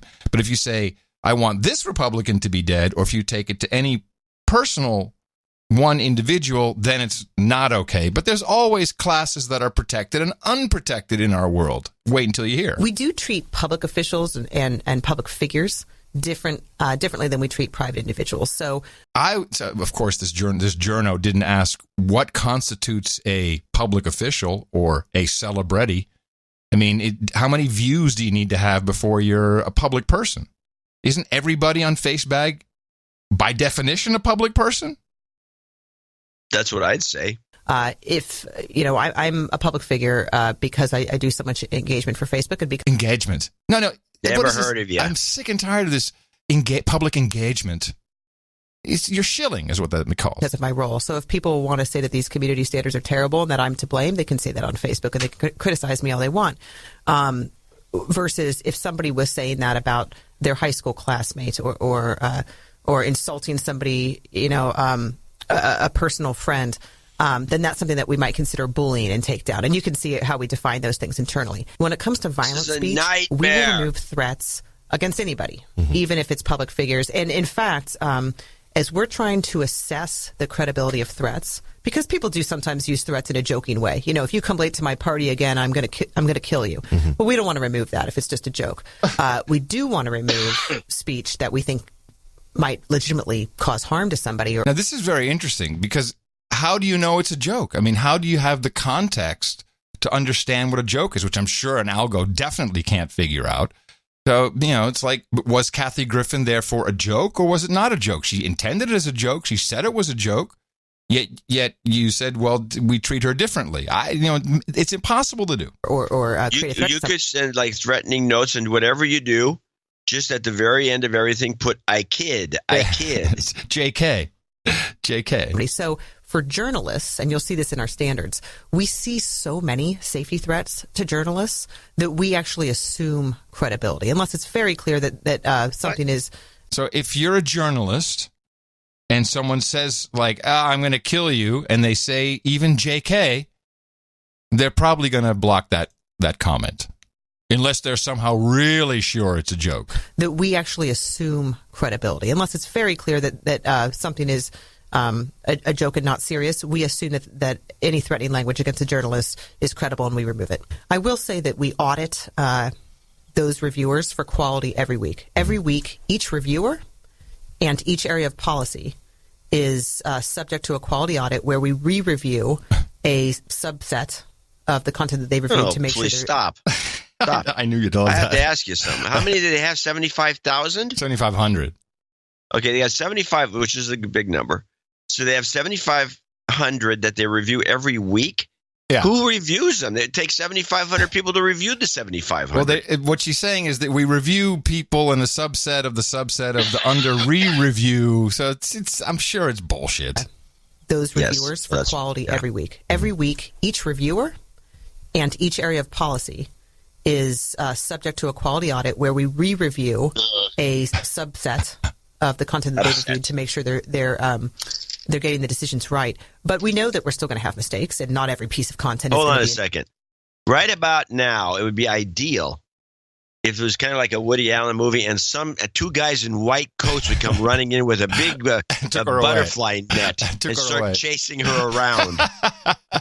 She sounds like she's nuts. Well, now she goes into full Zucky mode in this last 15 seconds. The content that they reviewed to make sure they're getting the decisions right. But we know that we're still going to have mistakes, and not every piece of content is going to be in that subset that we review. And that's why today we're actually announcing that we will allow people to appeal decisions that we've made about individual pieces of content. So now, if we remove your post and you think we got it wrong, you can tell us and we'll have somebody else look at it. This will be the downfall of this whole idea, lady. Google has that one right. You're gone, no discussion. They're going to allow people to appeal? You're inviting people to ban you. You're inviting it now. Yes, you're inviting trouble. You're right. Google's got it right. You don't have time for this crap. No, because it's not just one appeal. It's going to go back and forth. People are going to get pissed off at your answer to the appeal. Everyone's going to pile jump. Well, look, his appeal is good. And it's going to go on and on and on. And it's not going to be pretty. Amazing, though. They had 45% increase in profit. These guys are fantastic. Just making bank. I should mention this. The news media, they could do worse than going after these guys. But they've got to. They have to, because their business is at being stake. Sucked up. Well, we'll get to that in a moment with the CBS 60 Minutes. But one last important question that the LibJo was so embarrassed to ask. He even had to say, well, if I don't ask, my friends will kill me. I have to ask you this just because it's something that my friends will get mad at me if I don't, which is there was a whole episode of Reply All, the podcast, a couple of months back, trying desperately to convince people that Facebook does not listen to you through your microphone on your phone. Can you just answer that question for me? Yeah, we're not listening to you and your microphone through your phone. It's just that your algorithm is that good to know that you needed that Velveeta shells and cheese. It's not that we were listening to you talk about it. There are ways. Anytime that you see an ad on Facebook, you can click on it and you'll see something that says, "Why am I seeing this ad?" Yes. And that will give you some more information. But no, we're not listening to you through your microphone.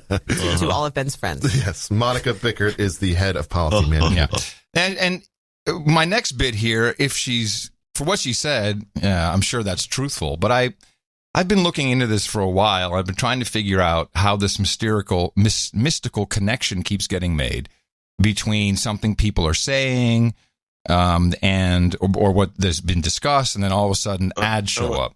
Yeah, I want to stop you for a second.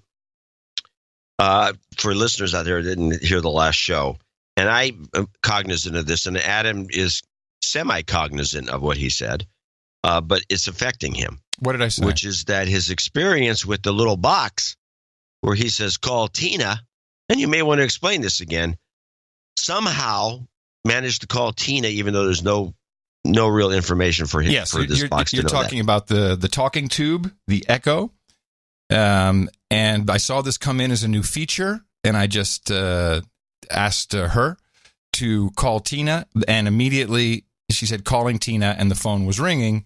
And so now the talking tube was functioning as a speakerphone, and it knew which Tina to call. And with no change. Input. No, didn't ask me which Tina. Of course, I've shipped to her to her at a different address in the past. It was presumptuous. Remember what I shipped you, baby? Yeah, it was very presumptuous, but it worked. Yes, and that has I don't know that you're cognizant of this, but I know for a fact that this has affected your mentality negatively. Yes. Well, no, look, I mean, listen, hear me now. Believe me later. I'm OTG. We're going to talk about my latest experiences. But first, let's get back to this, because there is something called ultrasonic cross-device tracking, which is very interesting. It comes from a technology that I was actually looking into years ago when I first got into ham radio. I don't remember if we talked about it on the show. I said, wouldn't it be cool if you could take Morse code and you could make that ultrasonic, 18, 19 kilohertz range, and kids could have little networks inside the classroom without actually being connected to a network, because the microphone would just pick up this sonic sound. And I experimented with it, and some ham guy I knew, put some stuff together. But fast forward a few years, the company is called Listener. Of course, you spell it LISNR. And here's their promo video. Listener is a communication protocol, not unlike Bluetooth. It's essentially an entirely new way to connect devices by simply using sound. Something we've been loosely referring to as a speaker net or the Internet of Sound. So our technology that we build they're called smart tones. It's a sonic sound that is inaudible to the human ear and to dogs. However, it can be picked up by a mobile phone. Tones can be embedded in any audio file, a song, a commercial, played through a stadium, in your car. When those tones are played, it can connect to a device, send you a notification, open a second screen experience, or even deliver you proximity-based marketing messages. One of the things about Listener that makes us so special, I don't need a battery. I don't need a wireless connection. I don't need a cell signal. Sound can go around all of that. So when people are spending millions and millions of dollars outfitting their stores with hardware that you have to replace batteries regularly, we do all of that with no infrastructure, no wireless, no batteries, no cellular signal. It's all through the sound. And the good news about a Listener is that we're built into other people's apps. Our goal is to be here. We want a Listener button. Pretty soon, we're going to be manufactured into devices as part of the hardware. So one of the things that's been really interesting about Listener's trajectory is that it's been fast. We just closed our Series B that was actually led by Intel. So Intel Capital, largest, most successful corporate VC in the world. That's a huge stamp for us. People click on our stuff because it's delivering you an experience that's additive, not distractive or not annoying. And that's a really powerful thing for brands that are in an environment like trying to serve up ads on Google or Gmail or Facebook or LinkedIn. There's so much noise that, frankly, it's easy to stand out when we're doing something that's designed specifically to make that experience better. Okay. So I'm going to tell you about a couple applications of this technology. The first one I like a lot, which is a lot of sports teams are their clients, and the sports teams will let you download an app. It's done at concerts, but I've seen it done at sporting events. And they'll say, okay, everybody open up the app and hold up your phone, and then they will broadcast through the PA system ultrasonic tones, which I certainly can't hear, but most people can't hear. And then the phones start flashing in unison, or they start coordinated action because it's receiving these tones. But on a couple of websites, I have examples of these tones embedded in the Stephen Colbert Show, in an NPR podcast. And what happens is you have I think there were 250 or maybe 230 apps that had this technology in the Play Store. An unknown number of iOS apps had this technology baked in. And as we heard, Intel just invested in them, so maybe that's something that goes in some subsystem somewhere. And if you're playing a game like, Candy Crush would be a good one to take a look at. And you're playing that on the couch, or you have played it recently, or it's open, or maybe it can do it in the background. These tones come by. It then hits your phone hears it, it sends a message back to the database, and it says, this person just heard this commercial. So the next time you hit a FaceBag-enabled page or some other page where the same advertising network is connected, you're going to get that ad.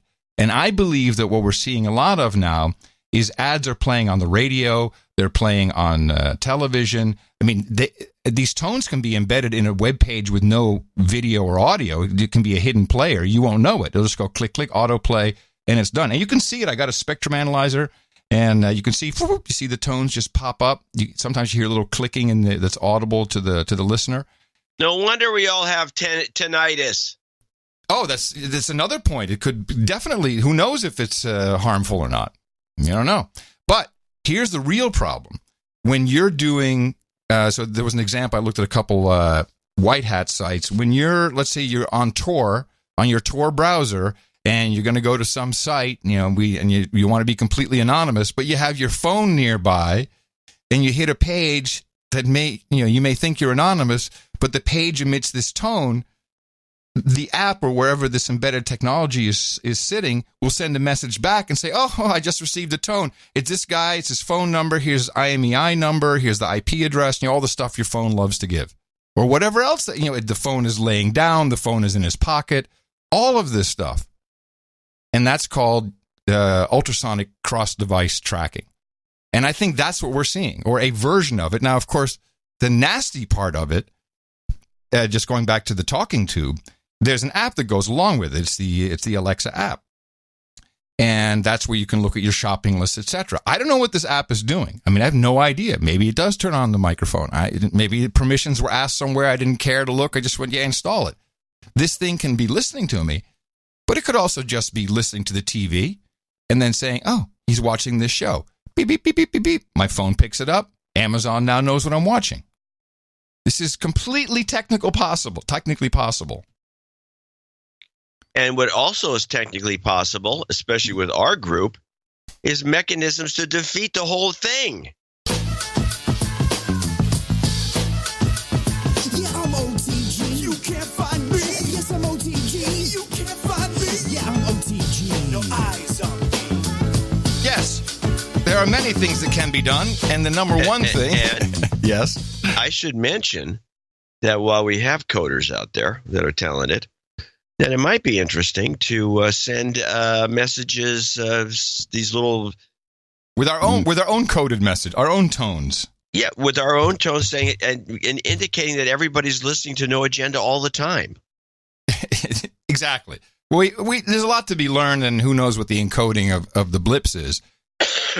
But my solution, and I'm just going to talk about the phone now. And again, by the way, everything you said in that last segment, before you go to your solution, I should say my solution is to keep the phone off and in the closet. But yeah, right. So I don't worry about any of this stuff. I know, go on. But we've already established that we have different lifestyles, and I need to be in some kind of contact. But I have my determination now is Facebook bad, Google bad, but really bad on us. We're carrying around $1,000 pieces of technology. And I'll just use the word again, we're the wetware.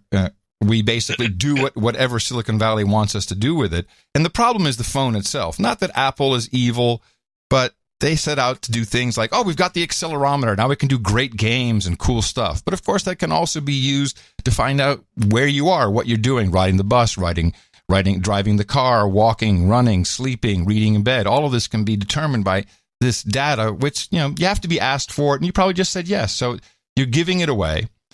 Browsers are a whole other issue. So I, as we discussed in the previous show, I've ordered 5 different OTG devices. These would be phones that I'm using. I'm going to test every single one of them to replace my smartphone. And I have the first one in, and I've been using it for a couple of days, and I've learned some interesting things. If you're interested. Well, I think everyone's interested. It's not just about me. You should be riveted. I'm only talking to you. All right. The first one that came in. Oh, hold on before you continue. What happened to the pager? Oh, no. The pager is still activated, but as we discussed, the pager, it just doesn't work because you can't have an actual convo. It's a piece of shit. It's not a piece of shit, but that was the first realization for me of the changes in technology that brought us to where we are today. The first one is the speed of messaging. It's no longer really appropriate to have to wait 3 to 5 minutes in between a message going back and forth if it's just I love you too. So that's just no good. Or any other conversation where you might want to have like a real chat experience. So that is just not working. So I decided I would get a feature phone, which would mean no apps, a browser is really the way to go. SMS text messaging, and, of course, calling. But the idea is the phone is so low tech that it has nothing to give. There's, of course, it's going to, although the one I have doesn't show up as a known browser, which is kind of fun. So the first phone I got, and it has to have a QWERTY keyboard, a full keyboard, because if you're going to use something for, messaging back and forth, you can't be hitting a key 3 times just to get to D. That's a little too old school. So the first one is the Nokia X2-1. And the first thing I realized is we have come a long way with cell phone connectivity because this only uses 2G and really the old school GSM networks, which are being phased out by everybody to make room for God knows whatever, 5G, 6G, all that crap. So they're being phased out. So you don't have a reliable signal. You go into a building, you lose your signal. Remember those days? Yeah, that was like most of the time. Yeah. So that problem comes back. But otherwise, the phone, it does exactly what it says on the packaging. You can call. I mean, all the apps, like OV Store, none of that works. Yeah, there's no mail client. But the browser works perfectly well with webmail, and I have a mobile template for squirrel mail. Ah, yeah. So that, but if you do Gmail, not that you'd want to, but most email systems work very well. You can even get to the tweeters. They have a very old version which still pops up. And interestingly enough, I logged into Google with it, and Google could not, because I wanted to know what they had seen. They could not identify the browser type, which means they really don't know much about me other than my IP address. So as an OTG device, which of course there's tracking going on, but can they really do much with my behavior? Can they really tell what I'm doing? No, they can't. But the connectivity issue is too big. So I have a couple more of these 2G phones coming in. I don't think they're going to be good enough. It has to be a minimum of 3G because you got to get on the different frequencies. Otherwise, there's just not enough signals, and we're going to lose out. Again, there's no apps. It's all just, if it's an app, then it's something that might talk directly to an API. But if you just use a browser, the text messaging, and the Nokia actually has it does kind of like a conversation threaded version of it. And you can go to separate things called conversations, which is just text messages put into a chat style interface. It's pretty enjoyable. And I had a great time again yesterday doing some things around town and just watching the zombies. The zombies on the street, heads bent over, shoulders hunched, looking at their phones. And did I miss anything? Walking into holes. Did I miss anything? No, I really didn't miss anything. Now, a lot of people are sending me ideas like, well, you can do it. You can do a complete clean load of pure Linux, GNU Linux approved on an Android phone. You rip it off, do your own custom build. Of course. But the whole idea is digital detox. You're off the grid, not just because the face bags and the Googles are building up a profile of you and all this listener stuff that can be hidden in apps. It's not just because of that. It's you need your life back. You really do. And you will enjoy it. And you know what? I come home, I get on my Brave browser, I fire up the VPN. There's minimal tracking, and I still go to the social nets, and I get my news and my information. I do it I have so much time now that I don't have this app phone. I binge watched Lost in Space. That's the proof right there. There's something very ironic about what you just said. But it's true. I have so much time now, I can waste time. But if you now, because we're talking about the tube, if you now know that the Amazon Echo Kids Edition is coming out, which has a special version of its voice assistant, which is also going to reward kids for being friendly towards the device. Yeah. Yes. Saying thank you. And the device will say, you're welcome. Thank you for being so polite. It will help train your slave. I mean, this has got to stop. I know it's not stopping anytime soon. No, but we're not stopping it. Well, as soon as we have a voice record, we determine we're getting rid of the talking tube, and we're actually going to throw it down the trash chute because that. No. Speaking of which, that big fire on the last show? Yeah. You know what it was? It was your old apartment. It was my old apartment, but someone had thrown smoldering coal, apparently from a barbecue they had on the balcony. Down the trash chute. Down the trash chute. And this is where we end up with. This is what our population is going to be like. Idiocracy. Yes, that's exactly right. And, so the problem was that burns pretty well down there at the bottom, but all the smoke went to the top floors.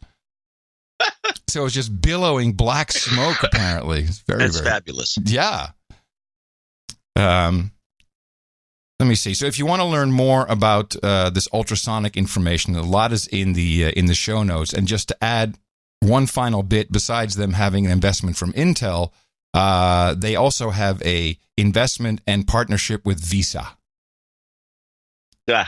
And, when you get this kind of stuff, when you put it all together, we need to have... Smells trouble. Starts with T. Yeah, it's big trouble. And one other thing on the horizon... Trouble. Yeah, well, it's very hard trying to go back in time using older tech. The world is really not geared for it. I challenge people to go use Windows 1. Yeah. Also, the speed of these phones is pretty funny. I want to remind people that the movie Josie and the Pussycats, starring the already mentioned Parker Posey, is about this. Is exactly about what Adam's talking about with this, the Internet of Sound, as the guy put it, Internet of Sound, iOS. That's what the movie's about. It's very funny, kind of insightful, futuristic film done years ago. But it's about this exact same topic, embedding these little tones and sounds inside of things, only this was done to brainwash the public. And I remember you talking about that movie, and I have not seen it, and you said it was a good movie. It just hit me that you reviewed it on the show. I didn't remember that was the plot. It's a very good movie. Huh. Very hard to come by. Well produced, a very funny movie. It's kind of a satire. Well, so now what I do is when we're watching TV, I have the spectrum analyzer on. Oh, God. Yeah, to see who's embedding ads. Yeah. What I really want, I couldn't find, though. I got the spectrum. Yeah. Okay. Hey, I do this as a public service, man. No, I think you're doing, yeah. Well, I think it's a fantastic public service, but it's a little nerdy. Yeah, but the shit that's going on is not okay. And people just don't realize it. So, I may not be able to solve your Dimension A or Dimension B problems, but this is a problem for everybody. And it's not healthy. We've determined this many times. And these phones, it's just, it's something. I like the way the guy was so proud of this thing. He's talking. Oh, yeah. Oh, yes. Your CEO guy. Yeah, the Air Network. Yes. Oh, yes. Air gapped. He's the one who said Internet of Sound. Internet of Sound. That's right. And of course, Google is trying to hijack SMS now. They've never had a good chat client. So now they're come out with a new additional protocol called, they're just calling it chat. It's supposed to integrate with SMS, but it'll still maybe go through XSMP or, oh, by the way, for those of you who are going OTG from the iPhone, here's the bad news. If you have lots of contacts on WhatsApp, just tell everybody, screw it, you can't get me there. They have your number anyway, because that's how you connect on WhatsApp. They're going to have to use text messaging because WhatsApp, you're not going to get it. I think it'll run on some Nokia phones, Series 60. What about Telegraph, man? No, none of that stuff. There's none of that is there. Go home and do that. But if you have, this is kind of nice about when Apple introduced iMessage, once you have established connection, then you're not going through SMS messaging systems. You're going through their own proprietary IP. I think it's probably peer-to-peer after they connect you. But here's the cool thing. If your phone is not connected, so, I turn my phone off, like completely off, I leave the house. I want to mention that you said, here's the cool thing. It is cool. It is cool. Yeah, okay, sure. Go on. When you leave the house, if someone tries to send you a message through iMessage on the IP and it sees you're offline, it'll automatically send it as a text message. And then when you reply, it'll show up in the same thread. So so the migration off is a lot easier than I thought it would be, because I'm like, oh my God, everyone who's got me on the IP version of iMessage, they can't text me anymore, but they can, as long as you turn your phone off. So that's good. Enough phone news. Yes, and today I received the Z431, and I believe that has 3G radios. I will have a quick review on Sunday. You down with OTG? You down with OTG? You down with OTG? Adam's OTG.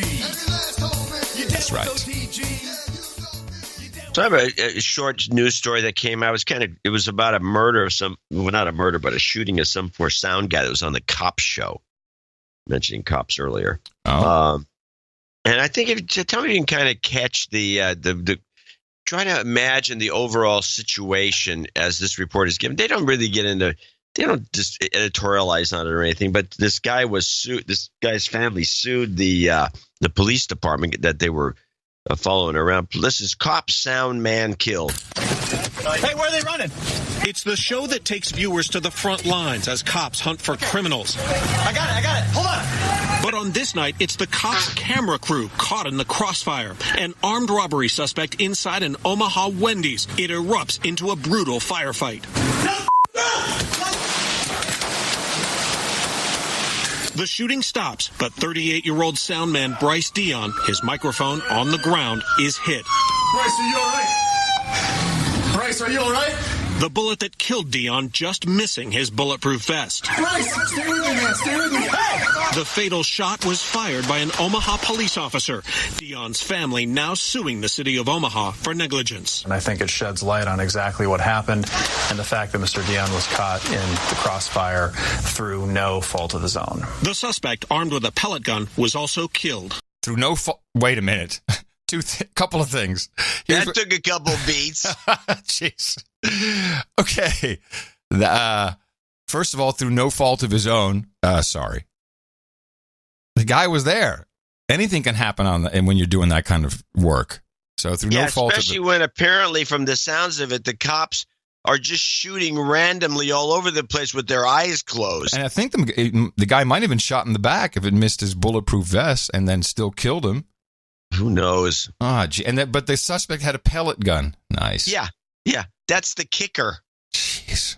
So these cops, they got some guy with a pellet gun who's ping, ping, ping. He's got a pellet gun. Pellet guns are dangerous. Yeah, but you can't hold that up. If you hold up anything, you hold up a cell phone that looks like a gun, you're dead too. Beside the point, there's a guy with a pellet gun. These guys are going nuts, shooting all over the place. I believe they do shoot with their eyes closed, squinting and then shooting like crazy and shaking their hands.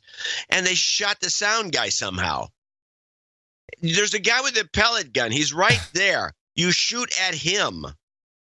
You remember the old FBI show? Where it'd always be like, stop, FBI. And the guy would go, poof, poof, poof, poof, poof, poof, poof. And the FBI would go, poof. And the guy would be down. Yeah. Those days are over. those were the days. Anyway, I just found that to be the guy had a pellet gun and I don't know, it's just beyond me. I got another. John Gray, the author of Men Are From Venus and Women From Mars, or Men Are From classic Mars. Book. Yeah, classic book. I don't know where everybody's from, but they're from some planet. Danger Will Robinson. He did that book about 25 years ago. He's in town. He's going to be speaking to some, the thing in San Mateo. So they interviewed him. I thought these were pretty. It's a little old-fashioned thing, and I'm surprised he is not being picketed by the locals and the libjos that run this area. But I felt that there's two clips I felt worth listening to, and here's the first one. What has changed the most in 25 years since the original? Well, more traditional relationships are doing better. But what happens as women become providers, a new dynamic sets up, and we need to know new communication skills for that equality in the relationship. It was much simpler in the old days when men made the money and women took care of the home. They do their roles. Today, women are making the money along with men, so what are men's roles at home? And so often women want to feminize men and make men into women, as opposed to understanding how a man can actually support a woman in coming back to a place of happiness. Because when women are spending all day in the workplace, they're stimulating testosterone, which is the male hormone that we as men need 30 times more than women. But for women, they're not stimulating estrogen and progesterone, which women need 10 times more than men. So there's relationship skills at home that can help women open their hearts more and be happier and not be so overwhelmed, which is very common today. Oh, yeah. This is going to be a shit show. This folds perfectly into my next clips. What's the second one? The second one folds perfectly into what you was just going on and on about, how important all this stuff was to you. And we'll play it. One of the things that makes life more overwhelming now is the prevalence of social media, and everybody, we're in a text-crazy society. How does that impact these relationships? It has a huge impact, and I cover that in a new book as well, which is what happens is when you've got a computer here stimulating your brain, it stimulates more dopamine, the feel-good brain chemical, than actually looking in somebody's eyes and talking to them. So just like if you were to take cocaine, which stimulates high levels of dopamine, in one use, your brain rewires itself to prioritize cocaine over spending time in relationship. Well, here's the deal. If you go OTG every day, as a reward, you get to do a line. It's healthier, believe it or not. Looking at a person, conversation with a person, we become impatient, we lose attention, we get distracted, we become, particularly for men, women become overwhelmed, their brain becomes overstimulated with things they have to do. They can't find that sort of resting place in their heart and feel happy. This is all due to overstimulation from electronics. So that's high stimulation. Nice. The brain rewires itself. It can correct with new insights of learning to balance high stimulation with low stimulation, which means taking time to turn it all off and have a conversation. Oh, man, let's remember this clip. We will revisit this. That was 1 minute, very well explained. It's totally true. So. And that's why... Nailed it. Yeah, totally nailed it. Well, let's just go back to we should have played these two in the opposite order. But let's go back to the male, female, the testosterone, etc. We had this event in Toronto, and the guy who did it is being called an incel. Now, we learned about incels on this show half a year ago. You have to back up and explain the event in Toronto. The clips kind of explain it, so okay. I'll use the clips. But the incel is the involuntary celibate, and we talked about this group. I think it was in relation to the Red Pill documentary that girl had made, maybe.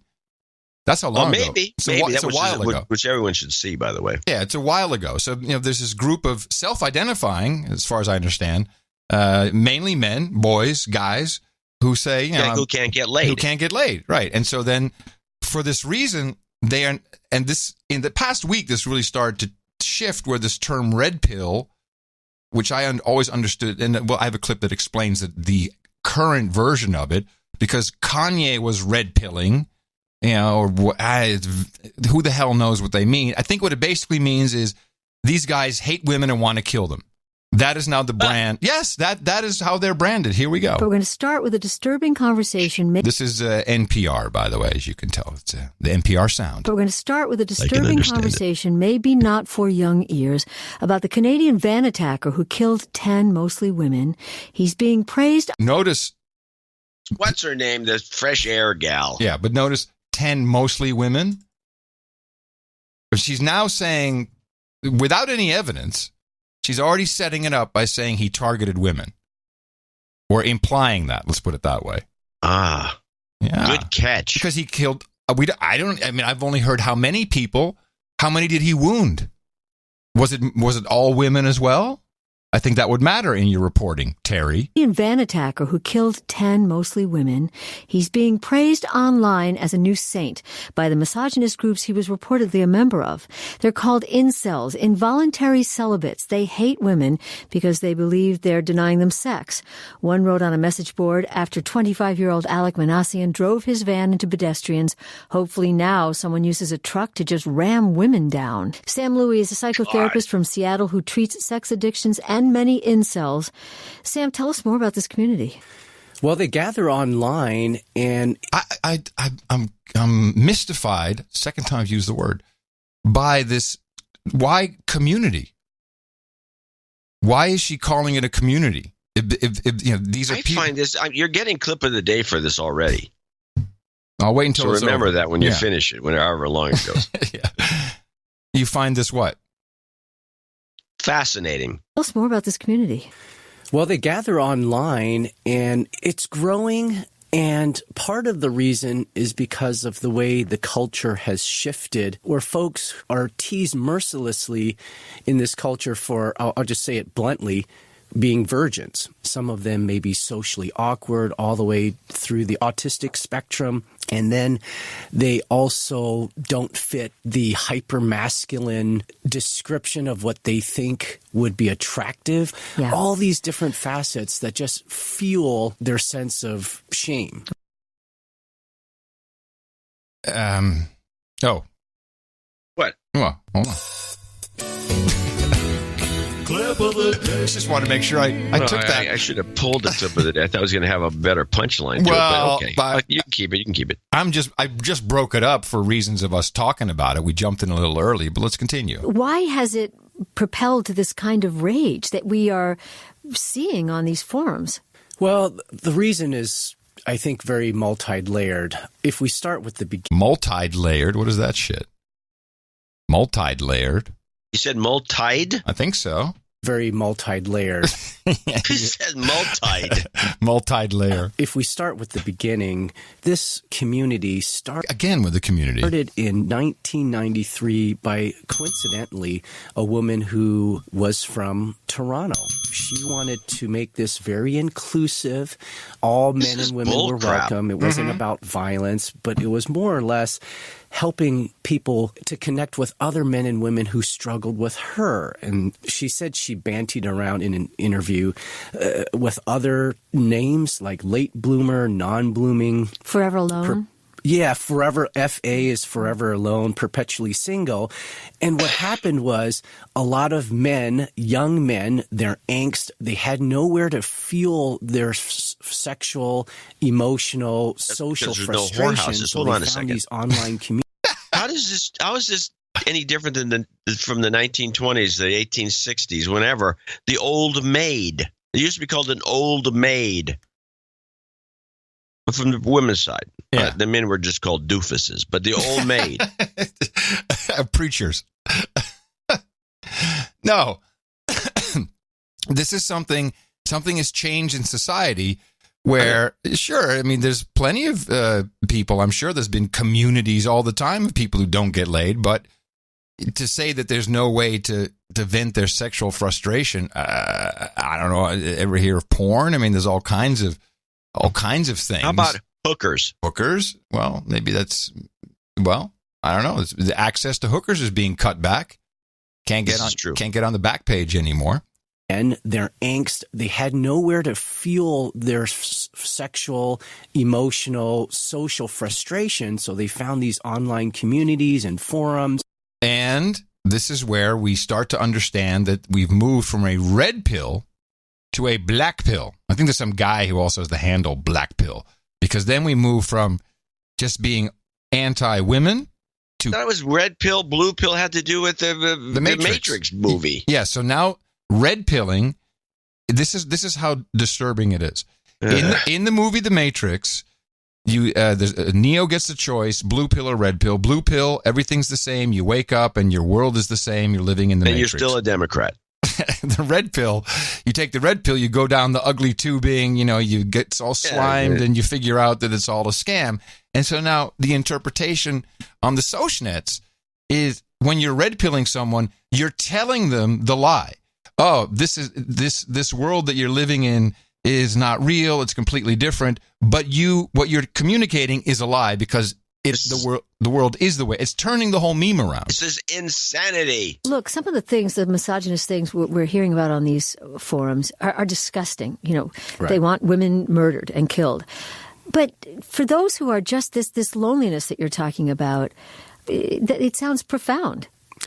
It is. And I think what you mentioned earlier, just to help listeners understand this whole black pill, the black pill is probably a very small percentage. That's the pill that they metaphorically take, which means I will now espouse violence, hatred, and misogyny, whereas others might go the red pill. So the red pill, I'm learning a lot from some of my clients. The red pill, it's similar to the whole Matrix analogy where if I take the red pill, this is the reality. And the reality is I need to learn other skills to, quote unquote, pick up women. So they might use manipulation tactics that not necessarily violence, but they need to come up with other strategies. Now, here's an idea. Why don't we stop hating men and masculinity en masse. That might be an interesting start. You're confusing people to no end. You're toxic, especially if you're white. You're toxic and racist. You shut up. You're too busy. You're acting like a moron. Take this pill. You're privileged. You know, there's been a war on men, and then you find it strange that kids and by the way, not a single question anywhere about this Toronto van driver if he was on any kind of psychotropic drugs. He seemed pretty wacky. It's rather a wacky thing to do. No, nothing. You can't, go ahead and look. You can't find any of that. Put these kids on that. Tell them they're horrible. Women speak incredibly disparaging about men, about masculinity, about male behavior. What do you expect? They're getting what they expect, or they should have expected. Everyone's tone deaf and colorblind to this stuff. They don't see it, John. They don't see it at all. And by the way, women hate Trump. They do. Yeah. Here's Maxine Waters with proof. Are you the belief that Democrats should make impeachment a centerpiece of the midterm elections? Well, they have indicated they do not want to do that. They think that the Republicans will use it. You know, that whether we're talking about the DNC or the DCCC, they all believe that the Republicans will just use that and say they're mad because they lost the election. And they don't particularly think that that's a good way to go with this. I don't agree with them. You don't agree? Both? No. I mean, you don't agree both tactically and also substantively? I mean, I guess my point is, I know that you substantively feel he has committed impeachable offenses. That's right. Are you not persuaded by the idea that it would be a tactical mistake politically? No, I'm not persuaded by that idea. You know why? Because I tell you, everywhere I go, people are talking about why can't you all get rid of him? Right. Why don't they impeach him? What's wrong with the other members of Congress? Why don't they stand up with you? This man is dishonorable. He lies all the time. He's a con man. They say all of these things, and I'm not just talking about my district, whether I'm on the airplane, I'm walking down the street in New York, wherever I am, I'm hearing it, and I'm told that 70% of women who have been polled say that they want him impeached. All right, Congresswoman Maxine Waters. And so I was at... she just lies. Well, I was at Johanna's yesterday. She cuts my hair. I'm one of four male clients. And I said, so what's everyone talking about? She says, every single one of my clients who sits in the chair says they don't understand why Trump hasn't been impeached and thrown in jail yet. And I said, wait a minute, they connecting those two? She says, oh yeah, they think impeachment means he gets thrown in jail. Wow. Yeah. She said every single one. Except for me and the former New York banker. Of course. Yeah. People that seem to have a grasp on reality. Well, but that is their reality. Just turn on the telescreen. That is the reality of what people are seeing. Maxine, by the way, is also one of the Time 100. I'm not quite sure what the qualifications are. Maybe it's if you're nearing the age 100. But if you had to give some advice to President Trump, what advice would you give him? Please resign so that I won't have to keep up this fight of your, having to be impeached because I don't think you deserve to be there. Just get out. She's getting weary, I think. So they're going after this guy, Jackson, the Trump's doctor, that White House doctor. Yeah, who was actually Obama's doctor. Yeah, what's the dealio? What's the dealio with this guy? He's to be the Veteran Administration's guy. Is that what the problem is? He's an admiral. And being an admiral means you do have to have some management skills. So it's possible he could do that job. But for some reason, the Democrats decided they can screw with it. Does he need to be confirmed? Is that what's happening? Is that a confirmation spot? I believe so. Okay. So but that's whatever the case, they're making a big fuss about it. And I got a bunch of clips. They're all short. But let's start with the. Let's Let's see. I got a piece on Jackson bad, White House bad, ABC. This is the way ABC approaches it, and then I'm going to take it to PBS and walk it down the road with We you. are also following breaking developments at this hour involving President Trump's personal physician, the president's pick to lead the VA, and there are new allegations uncovered tonight. Admiral Ronnie Jackson is now accused of crashing a government vehicle while drunk and recklessly prescribing an opioid, Percocet. Well, just a short time ago, Admiral Jackson was fighting back. What he's now saying, and ABC's Mary Bruce is on the Hill again tonight for us. Toxic, abusive, and volatile. Tonight, that's how some former and current colleagues are describing the president's pick to lead the VA. Accounts from more than 20 people provided to ABC News by the top Democrat on the Veterans Affairs Committee paint an explosive picture of Dr. Ronnie Jackson. One describing him as, quote, the most unethical person I have ever worked with. Have you seen any concrete evidence? We've talked to a number of folks that have made these claims, and we need to find out if it's true or not. Jackson is accused of drinking on duty. On one occasion, when traveling with the president, he allegedly could not be reached when needed because he was passed out drunk in his hotel room. And at a party, he allegedly got drunk and wrecked a government vehicle. There are also accusations about Jackson's prescribing practices. He once allegedly gave a large supply of Percocet, a prescription opioid, to another staffer without documenting it, throwing his staff into a panic. When traveling on Air Force One, physicians and nurses describe him handing out Ambien to help people sleep and Provigil to help them wake up, earning him this nickname. The Candyman. Because he doled out prescription drugs like candy on these trips where they flew through multiple time zones. We've talked to some who say that's standard operating procedure to make sleeping aids, for instance, available on long trips. Well, all I've got to say, if that's standard operating procedure, I have not witnessed it, nor have I participated in it. Late today, as these new details emerged, Jackson was spotted at the White House. Asked about prescribing that Percocet, he denied it. I have no idea where that's coming from. And wrecking a government car, he denies that too. It should be very easy to forget. I've not wrecked a car. Before these new bombshell allegations came out, the White House spent the day defending Jackson. Wow, Tina was talking about this morning, and I had no idea that these were the allegations. The Candyman, he's got a nickname? The Candyman? This rings of bull crap. Well, it's a lot. Well, first of all, he's a doctor. Yeah. I've never known a doctor yet that doesn't hand out stuff like Percocet just casually. Everybody's got a doctor friend. And he's got Percocet and Ambien on the Air Force One. He gives I can't sleep, doctor. Okay, here, take this. Pulls out of his pocket. Who knows? And then he's also probably got, he's a military guy. So he knows about, what's the other stuff? The Provigil, which is a military drug that everybody in the Air Force uses, Navy. Everyone, it's better than anything. Hold on. We're all drugged up. What's the problem? And everyone's drugged up. I'm drugged up right now. But they're making a big fuss. The Percocet. It's not like he's giving fentanyl. But, okay, they're making a big fuss. None of the reporters do any background on it. They don't do any work. Where did it come from? This was 23 people? It all came from Sherrod Brown and 23 people. Well, was this in Senate testimony, the House, or where did it? This is a senator in the Armed Forces, one of the Armed Forces. Is this something on C-SPAN where these people are saying this? Can I watch this? No, these are secret. We don't even know who these 20. Oh, it's secret. Okay. Right. It's always 23. In ABC is over 20, but they didn't want to use the word 23 because 23 is code. Yeah.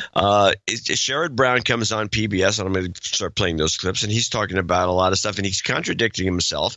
Who is this Sheriff Brown? You said? Sherrod. Oh, Sherrod. Who is Sherrod? He's a one of the you've never heard of him senators from Ohio who's all in. He's a Hill bot. Okay. And he hates this guy for some reason. None of these reports mention that he's actually was brought into the White House by Obama. Just don't mention Obama. And it's just the report is so slanted, and no one has done any research to find this wrecked car. Yeah, that seems like something we should be able to find. So let's start with the first 23 people and the doctor. Of the VA coming out of the White House. I think probably the most troubling single thing about Dr. Jackson, and this is corroborated by enough people, 23 people have come forward, military or former military, talking to us that he was so inebriated one night we went out or one day and wrecked a government car. Things like that. The president clearly didn't ask questions about, his staff didn't, before he was nominated. And this just creates chaos. The most important job here is how do you take care of 9 million veterans? And they have injected this chaos into the whole upper management of the VA. And there is a leaderless institution now, a leaderless agency that takes care of 9 million veterans. I should point out that Dr. Jackson told reporters at the White House this afternoon that he denies wrecking a car, and he also said that that's easy to check, and he's moving forward with his nomination. He said there was also allegations in the summary that he was prescribing Percocet, an opioid, to people on the White House staff, and that they were having trouble tracking it in the White House medical office. Yeah, I mean, we hear all these things. We see this corroborated by a number of people. Again, 23 people. Wow, what's with the 23, bro? What's the big deal? 23 people. Yeah, what's the big deal? I think this goes back to the talking points theories, where you list a specific number that makes it sound authoritative. 97%. Exactly. 23 people, and then he goes on again about these 23 people. 17 agencies, 17 intelligence agencies. Yes. 97% of scientists, 23 people. Okay, good point. So it's a professional job.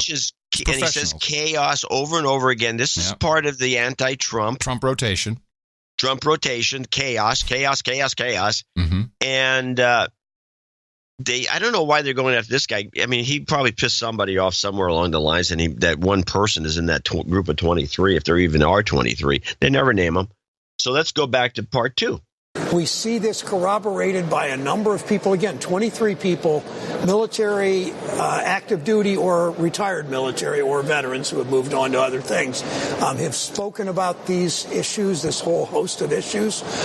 They have credibility. We want to get to the bottom of it. But what's clear here is the White House, first they fired Dr. Shulkin because they wanted to politicize the VA and privatize it. And the president seems to go along with the Koch brothers and others against what every veterans group that's spoken out about it says. And I had to stop there because he's got the host of issues. That doesn't say what they are, except the wrecking the car and being drunk all the time. Right.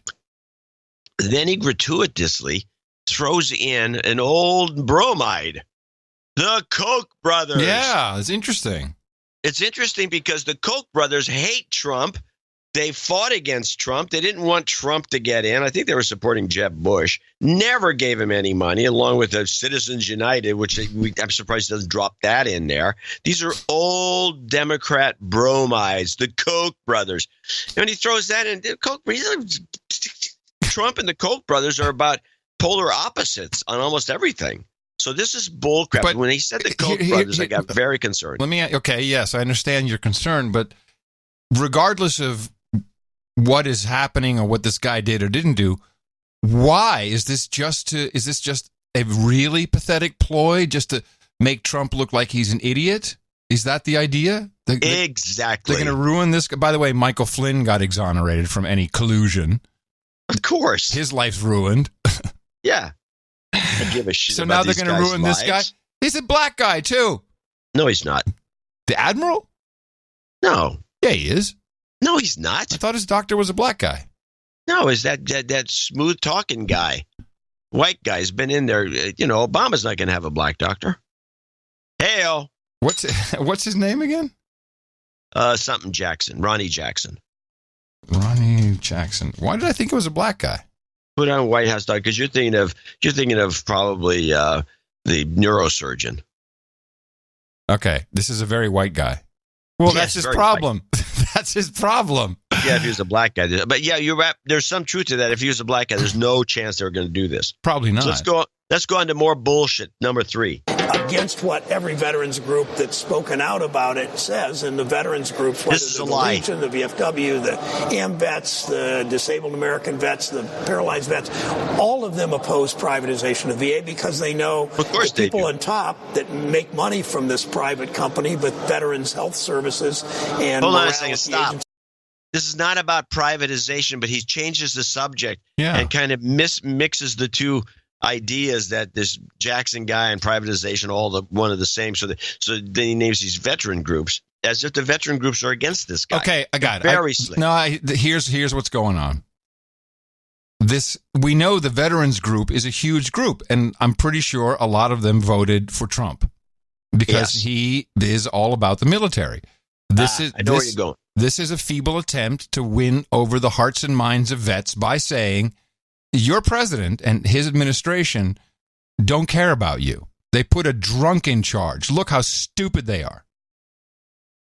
Yeah. I think you're right. Let's go with this. Finish clip 3. But Veterans Health Services and morale at the agency always suffers when you do that. So you start with that, but now then there's more chaos injected here because there's no backup plan. And I talk to people that work at the Cincinnati VA or the Dayton VA or the Chillicothe or Cleveland VAs or the community-based outpatient clinics in Lima and Mansfield, Ohio.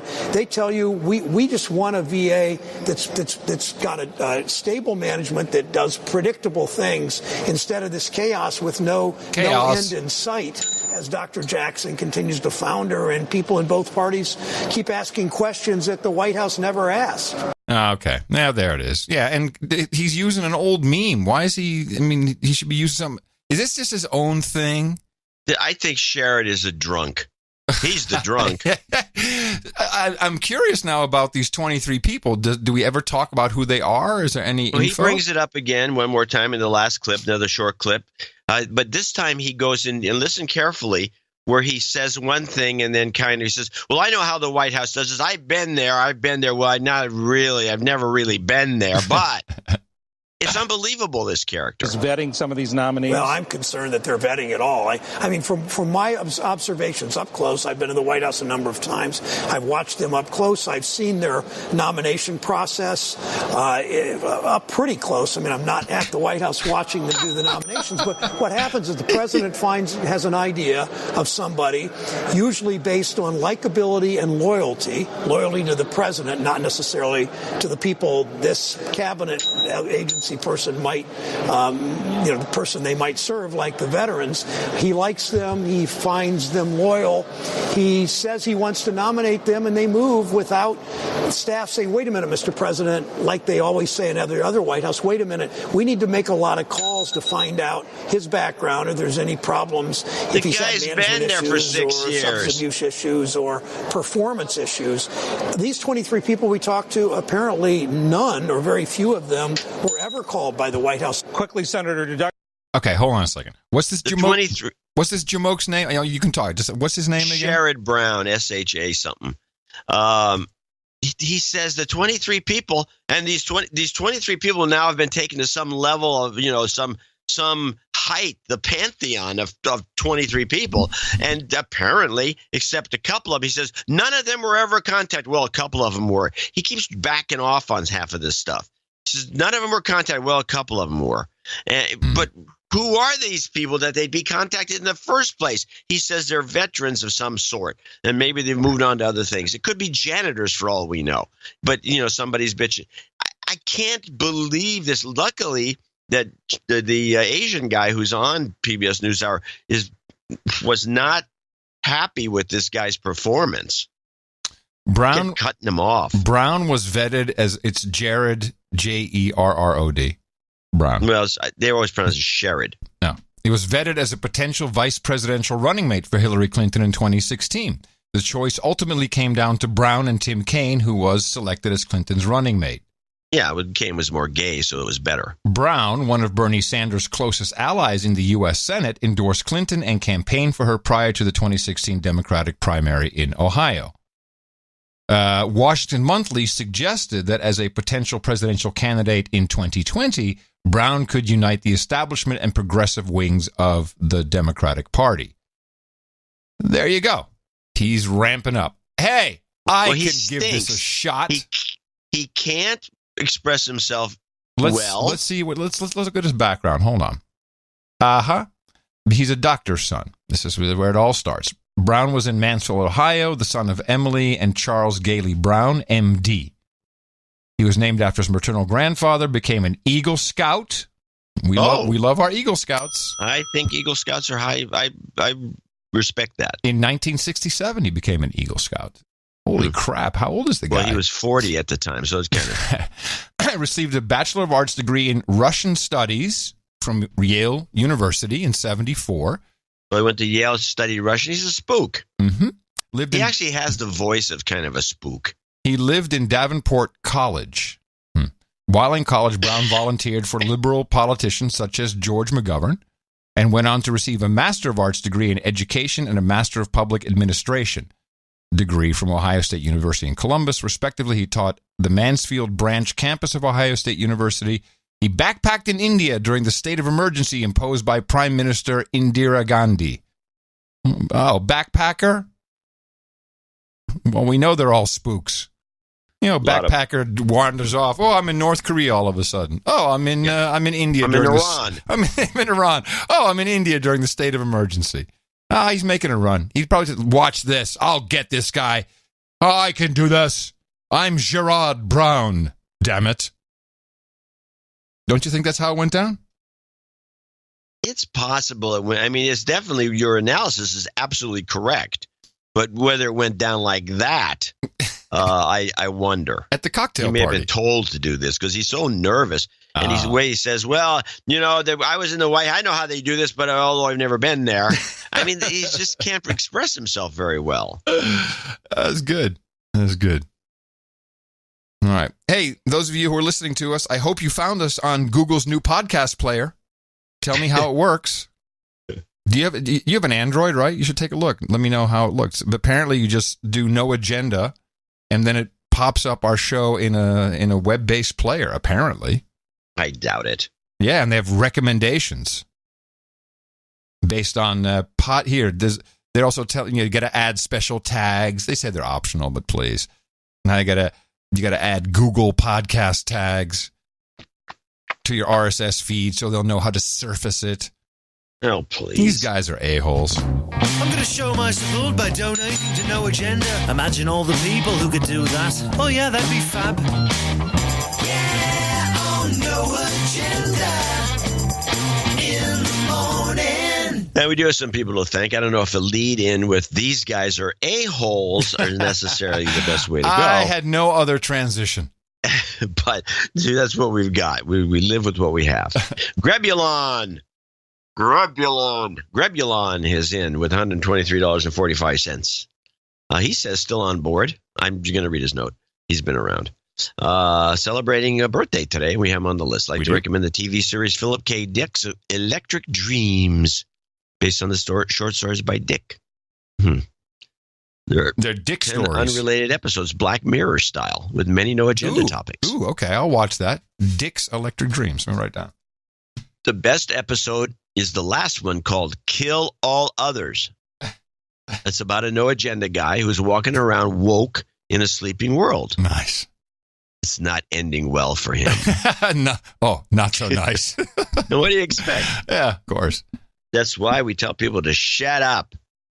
Mark Hall. Hey, Mark Hall, our documentarian. Hall. Yes, the famous Mark Hall. $100.66, and he's got happy birthday, John. A belated birthday. That's why the 66 cents. Yeah. Oh, that's nice. I appreciate it. We have a few $100 donors. Hold on. Let me read his note. Okay. The happy belated birthday, John. The show sounds very plush since Adam made the upgrade to Windows XP. Now it's NT 3.0. Running that sweet Windows XP. Running that sweet Redmond code. Good work, fellas. That's so Mark Hall. That's a Mac guy. That's a Mac guy being snide. That's Mark Hall and like, hey, I love you, Dick. Nice. I like plush as the sound. Wait to hear my new Valve mic. Ooh, your Valve mic will be plush. They'll be plush. I think plush may be a word millennials can't stand. I'll ask. Certain words that irk them. I'll so put it on the list. Like flesh. That a lot of people can't You hear think it's the flesh. SH? I don't know, but plush. Plush. Flesh. Got any other ideas? Flesh. Yeah, there's a couple of them. Mensch. Mensch. Moist. No, moist. Not moist. That moist thing is bullcrap. Nah, moist. A lot of people caulk. It's supposed to be all women hate the word moist. Moist. Caulk? Crunchy. All right, onward. Let me reset this thing. We got Sophia Pendelea. $100. Oh, you got to read Sophia's note. Just a little bit of it there. Your show is like a breath of fresh air amid mass insanity that goes on around here. I have stopped following news a while back because I couldn't stand the mass hysteria and bias, and because the media outlets can't be trusted. Being a former Russian, and then Israeli citizen, I have long ago learned to mistrust media sources or ignore them altogether. So that comes naturally, I admit. But thanks to you, I'm finally back to being updated on what's going on in the world. I have been listening to your show for the past 2 months, and this is finally my first donation. As a single lady surrounded by millennial tech drones of Silicon Valley, I would like to ask for a relationship karma. Put a little of that on. No, I'm going to give that to. She needs. This is a woman in a very precarious situation. We're giving her karma now. You've got karma. You're the karma button guy. Well, I spoke with a buddy of mine. His wife is Russian. She's a doctor. Spoke with her yesterday, and I said, "Hey, what are you doing walking around? How come you're not locked up, you Russian spy?" And so she knows me. She's laughing. She's actually from Siberia. And she says, it's interesting you say that because anyone I talk to these days, they never bring up the spy thing. They always say, aren't all Russians prostitutes or gangsters? Like, wow, that's interesting. Interesting change. Yeah. And I apologized on behalf of the United Nations of Gitmo Land. Michelle Winton comes in with $100 and says that she gave $100 because of that poor, pitiful puppy. Boomski. I knew it always brings in about $100 extra. Oh, yeah. It's a $100 pup. Yes, worth $100. Sir Timothy of No Fixed Title in Plymouth, Michigan, $100. He says he makes a tribute to Nick Dott's 4D's mother who passed away. Oh, I'm sorry. She and Nick would. It's one of our listeners too, John. She and Nick would often listen to the show together. Nick and his brother are steadfast members of Michigan Local 1, and in lieu of flowers, I would like to support the show as a tribute to their mom, Sir Timothy of No Fixed Title, Plymouth, Michigan. Thank you very much, and we're sorry to hear that. They're having meetups all the time. Jesse Rayo has a poop donation, 90.09. Okay. Which is poop. That's a fantastic number. Yeah. 9009, poop. Stephen Hutto. We need a Sir jingle. Stephen, I think, is St. Petersburg, Florida, 8080. Chip number. It's kind of cool. Dan Pinkerton, 8008. Daniel That's Koch. Boob is also Boob, 8008. Kaylin Nistor in Northville, Michigan, 6776. Sir Cal. Lucas Lundy in Tacoma, Washington, 6432. Joel Nelson, 6008, which is the small lopsided boob. This is a nice combo. Yeah, I've been wanting to put it on the list of the master list. I was hit in the mouth with my coworker Mark around Christmas of last year. This is my first donation. Thank you. The expose on the M5M and journalism as on a whole cannot be found as a package anywhere else. Keep up the good work. True. And don't forget our comedic stylings. David Walsh, 5555, which is I guess it's 7621 in Australia. Yes. Sam and today is Hug an Australian Day, John. I forgot to mention that. Yes, it was in the newsletter, actually. Yes. Well, that's why I'm bringing it up again. Hugs. Hug an Australian. It's also, I think, a Jelly Bean Day, or maybe that was last show. Andy Benz, 5424. We got a birthday shout out. I think he's listed. She's listed. Violet. Andy? Oh, no, I don't think this is in here. What do you see? Birthday shout out for my new... Yes. Violet. No, we don't have that. Let me put that in right away. Go ahead. Continue. Sir Chris Sundberg in Mercer Island, Washington, 51. Sir D.H. Slammer, our buddy there, in $50.13. He wants a goat scream at the end. And following people are $50 donors: Matthew Yoder in Albany, Oregon; James Butcher in Dalwallinu, Australia, Western Australia; Mitchell Kaufman in Hillsboro, Oregon; Kenneth Lindbergh in Miami, Florida; Aaron Havens in Spring, Texas; Louis Ferreira in Newbury, Berkshire, UK; Niels Bonneker. I think it's a sir. It's Jose Ferreira. What did I say? Louis? I said Louis? Yeah. Well, it's Jose. Well, here's the Louis. Louis Pastor, founder of the Al Pastor Taco in Miami, Florida. Sir Eric V.M., Baronet of the Valley in Van Nuys, California. Sir Craig, 50. Alexa Delgado in Aptos, California. Anonymous, $50. And Sir Alan Bean, last but not least, our regular monthly donor by check from Oakland, California. I want to thank all these folks for helping us out and contributing to show 1028. Yes, and Anonymous wanted some M5M interview job karma. We have that packaged up and ready for you. And I'm not sure if we forgot to mention Sam Godwin in San Jose, because we were still looking at, we're talking about Hug the Australian Day. So these are all the donors, $50 and above, underneath our executive and associate executive producers. Our value for value model, the only way it works is if you participate in supporting us. You can do it in a number of ways. This one is obviously very important, and we appreciate all the support, especially people who came in under 50 for anonymity or on one of our many, many programs. And we're now going to add poop to it, I guess, as well on the main donation page. Correct? Yeah. Yeah. Okay. Jobs, jobs, jobs, and jobs. Let's vote for jobs. You've got karma.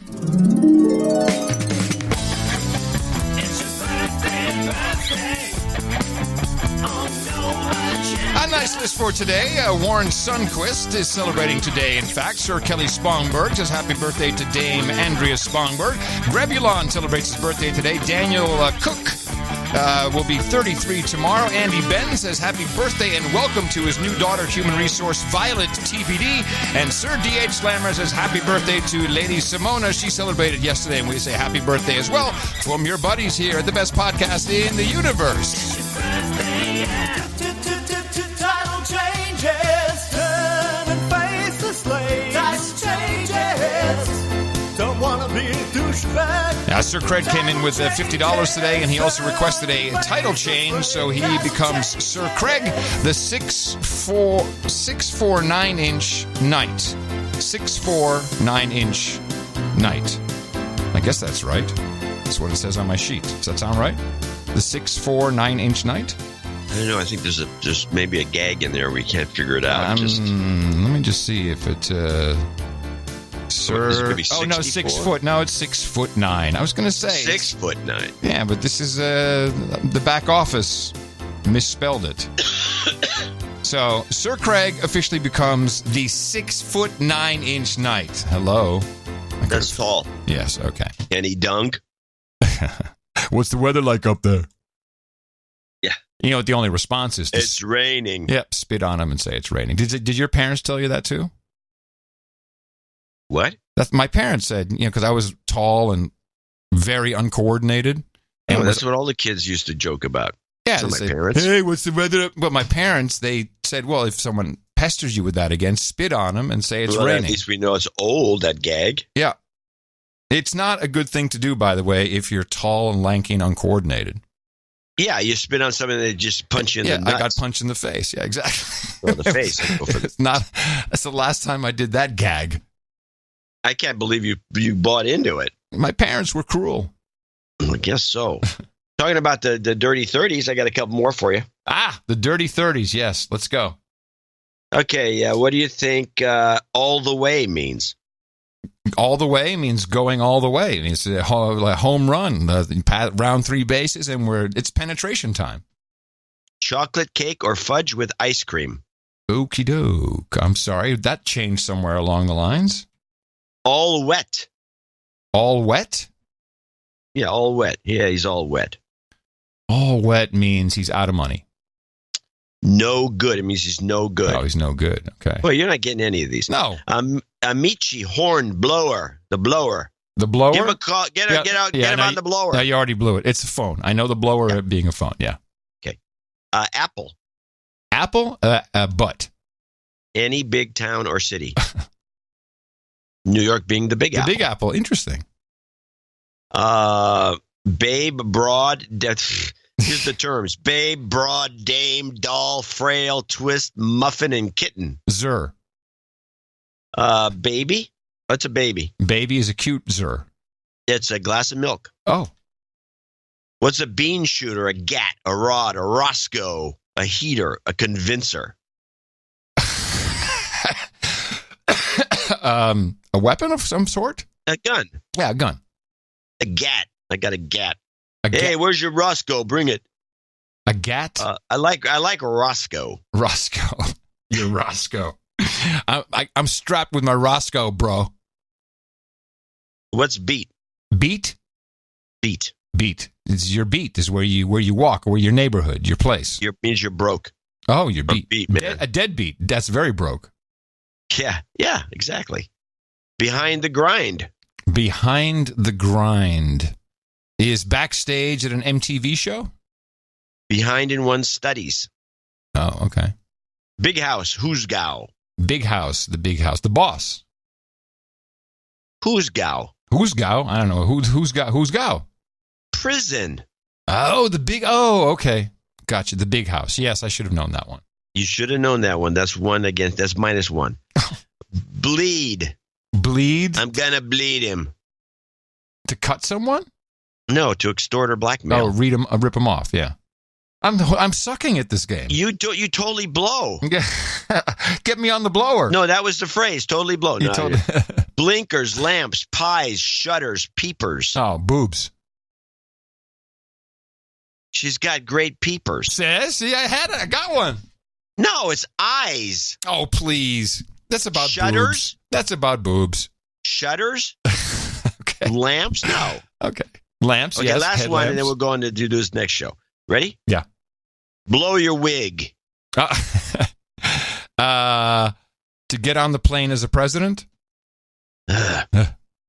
It's a good answer, but it means become very excited. Yes, I thought it was to get very mad. But yeah, blow your top, blow your wig. I've heard those. That's from the 30s. Give me one we more. don't use any of these. We got to get a few of these back in play. I like more. Roscoe. Roscoe is good. I like that.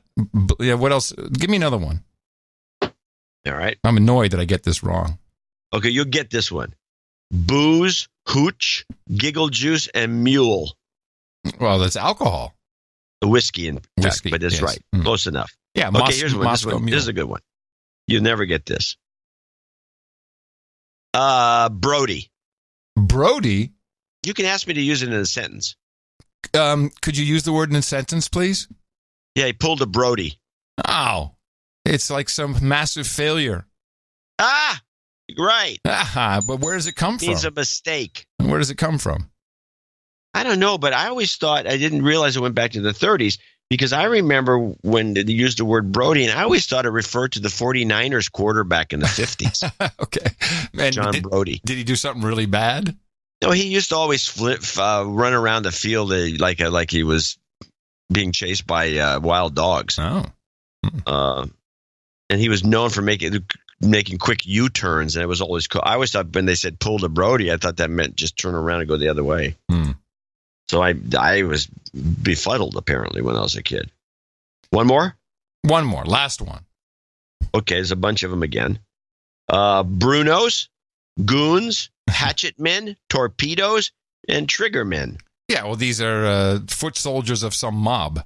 Yeah, hired gunmen or other tough guys. Yeah, how about Okay, one more, just because you need this one. Bulge. Bulge? Use it in a sentence. He's got a bulge. Oh, got a lot of money. Having an advantage. Oh. Well, that's all men. It's like Battle of the Bulge, I guess. I'm not sure. Okay. But that was in the 40s, so that couldn't have been Battle of the Bulge. But it was a lost era. Yes. We're trying to bring some of it back. Well, so far all we have is Roscoe. Roscoe, I loved Roscoe. Yeah, and I'd like you to find out where that's from. Gat. is another one. No, I like Roscoe. We can implement I think there's some that. connection between Gatling gun and Gat. I'm sure there is. Yeah. Okay, I'll find out Roscoe. Milo Yiannopoulos. Forgot all about him. Yeah, he wanted a nice roast. He was with a friend of his, but I think some blog journo, and they had booked this place in New York, maybe on a Sunday, and they wanted to have a traditional English roast, which they make there, which I think you have to book that in advance. And they're in there, and then coincidentally, some other group of people who were identified by some name, I can't remember, which also included a couple of journos from, I think, one from BuzzFeed and maybe one from Salon. And this is what they said to Milo as he was standing there waiting for his table. Nazi scum, get out! Nazi scum, get out! Nazi scum, get out! Nazi scum, get out! Nazi scum, get out! Nazi scum, get out! Nazi scum, get out! Everybody pull up. Nazi scum, get out! Nazi scum, get out! Nazi scum, get out! Bye! Nazi scum, get out! Bye! Hey, go home. How insane is that? That's very insane. What kind of civility are these people exhibiting? I mean, first of all, to call him a Nazi scum, it just doesn't make any sense. It's just dumb. Yeah, and then and it looks like a reasonably nice restaurant. And what the hell is wrong with these people? Wow. Well, I'll tell you, it starts early on, and it all starts here in our countries. Early on, this is a story from Massachusetts. Julia Hartwell loves her dolls and arts and crafts. And like most 4-year-olds, she has a best friend. She said, so-and-so, you're my best buddy. The teacher told her that she couldn't say that there in school. At Pentucket Workshop Preschool, that's not a term Julia can use to describe her friendship. I think it's ridiculous. Children who are 4 years old speak from their heart, so they should be able to call kids anything loving. You're my best friend, you're my best pal. The Georgetown preschool offered this explanation to Julia's parents, saying the term best friend can lead other children to feel excluded, and it can ultimately lead to the formation of cliques and outsiders, encouraging their students to have a wider group of friends. Although I think that words are really important, and the term best does have an implied meaning to it, I don't know if the right answer is necessarily denying children the ability to use that term. Even now, she goes to say it in a loving way. I'm going to go see my best friend Charlie, or this one or that one, and she looks at me sideways as she's saying it, and she's checking in with me to see if that language is okay. Christine Hartwell tells us her daughter will not be going to school the rest of the year. We reached out to the Pentucket Workshop Preschool for comment. So far, we have not heard back. So I just found the contrast of these two clips back to back to be just astounding in context of our world today, where it's not okay for a child to say you're my best friend, a 4-year-old child, but yet you can stand in a restaurant and call someone a Nazi scum. Yeah. What the hell? Yes. What the hell? As a combination, that is a fantastic observation. What kind of values are we espousing here? Well, back to ABC, because we're talking about their report on this Jackson guy, the doctor. Yeah, was pretty lopsided, but ABC, which I'm now monitoring, I found this to be very dubious. That I want you to listen to this. This is about somebody had apparently taped, or they had written notes or something for a big meeting. The NFL's got this big problem with image. And, because their TV show is being ruined. And they had a meeting with the players about. This was the secret recording. Yeah. Nobody plays the recording, by the way. Explain. All right, so they had a meeting about all the owners and all the top players got together for some big meeting to try to resolve this kneeling problem and image problem of the league. But, of course, nobody wants to report on anything about that. They want to report on the fact that a couple of negative things were said about Trump. But I want to deconstruct this particular report that ABC does. I call it it's a hit piece.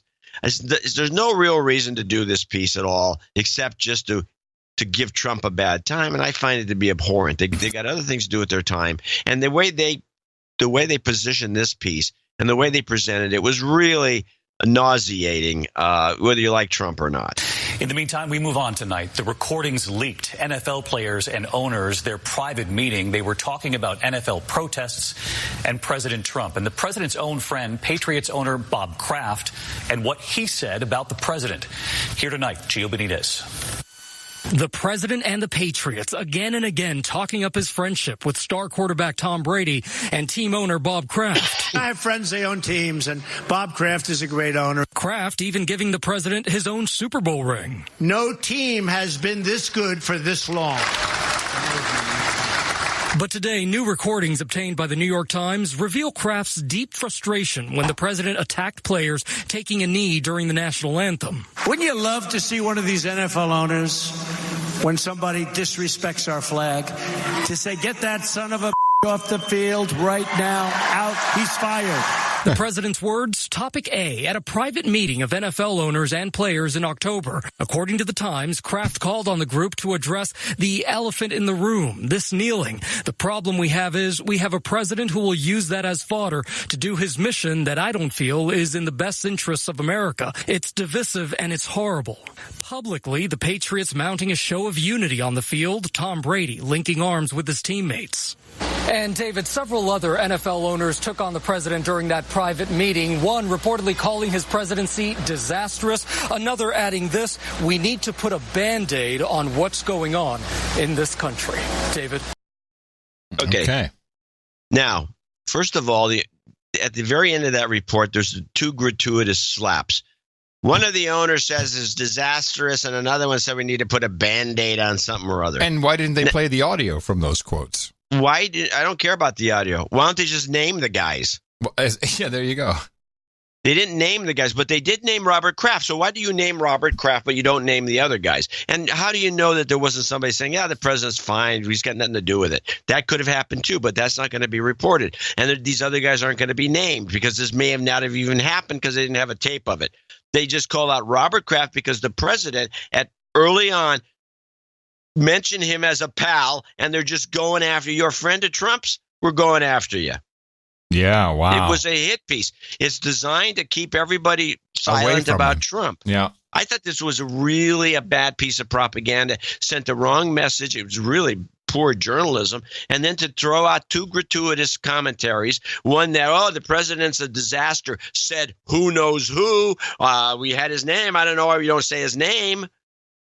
Man, you keep this up, you're going to get the Presidential Medal of Honor. Yeah. Yeah, no, sure. Good catch. You didn't even get invited to the inauguration, and you actually came out publicly. Very early on. Very early on, and were listed as in the celebrity list of people who came out for Trump, and you didn't even get invited to anything. No. Yeah. No. So we're not getting nothing. I'm doing this because this is a news deconstruction show, and that's a good example of shitty news. Very shitty news. Yeah. More shitty news. This is starting to heat up in the Netherlands. I did a Bing It search and found more examples of this from 2008. But apparently some opera is now, I don't know if it's a conductor. No, not a conductor. But anyway, there's a big problem with Mozart's opera, the magical flute, die Zauberflöte. Yeah. It's apparently misogynistic and racist. Did you know this?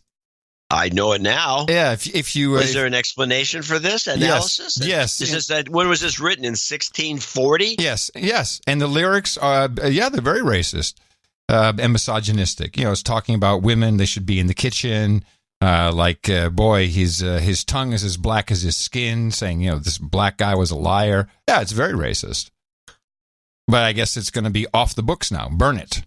Get rid of it. Get rid of Mozart's got to go. That Amadeus a-hole. Get rid of him.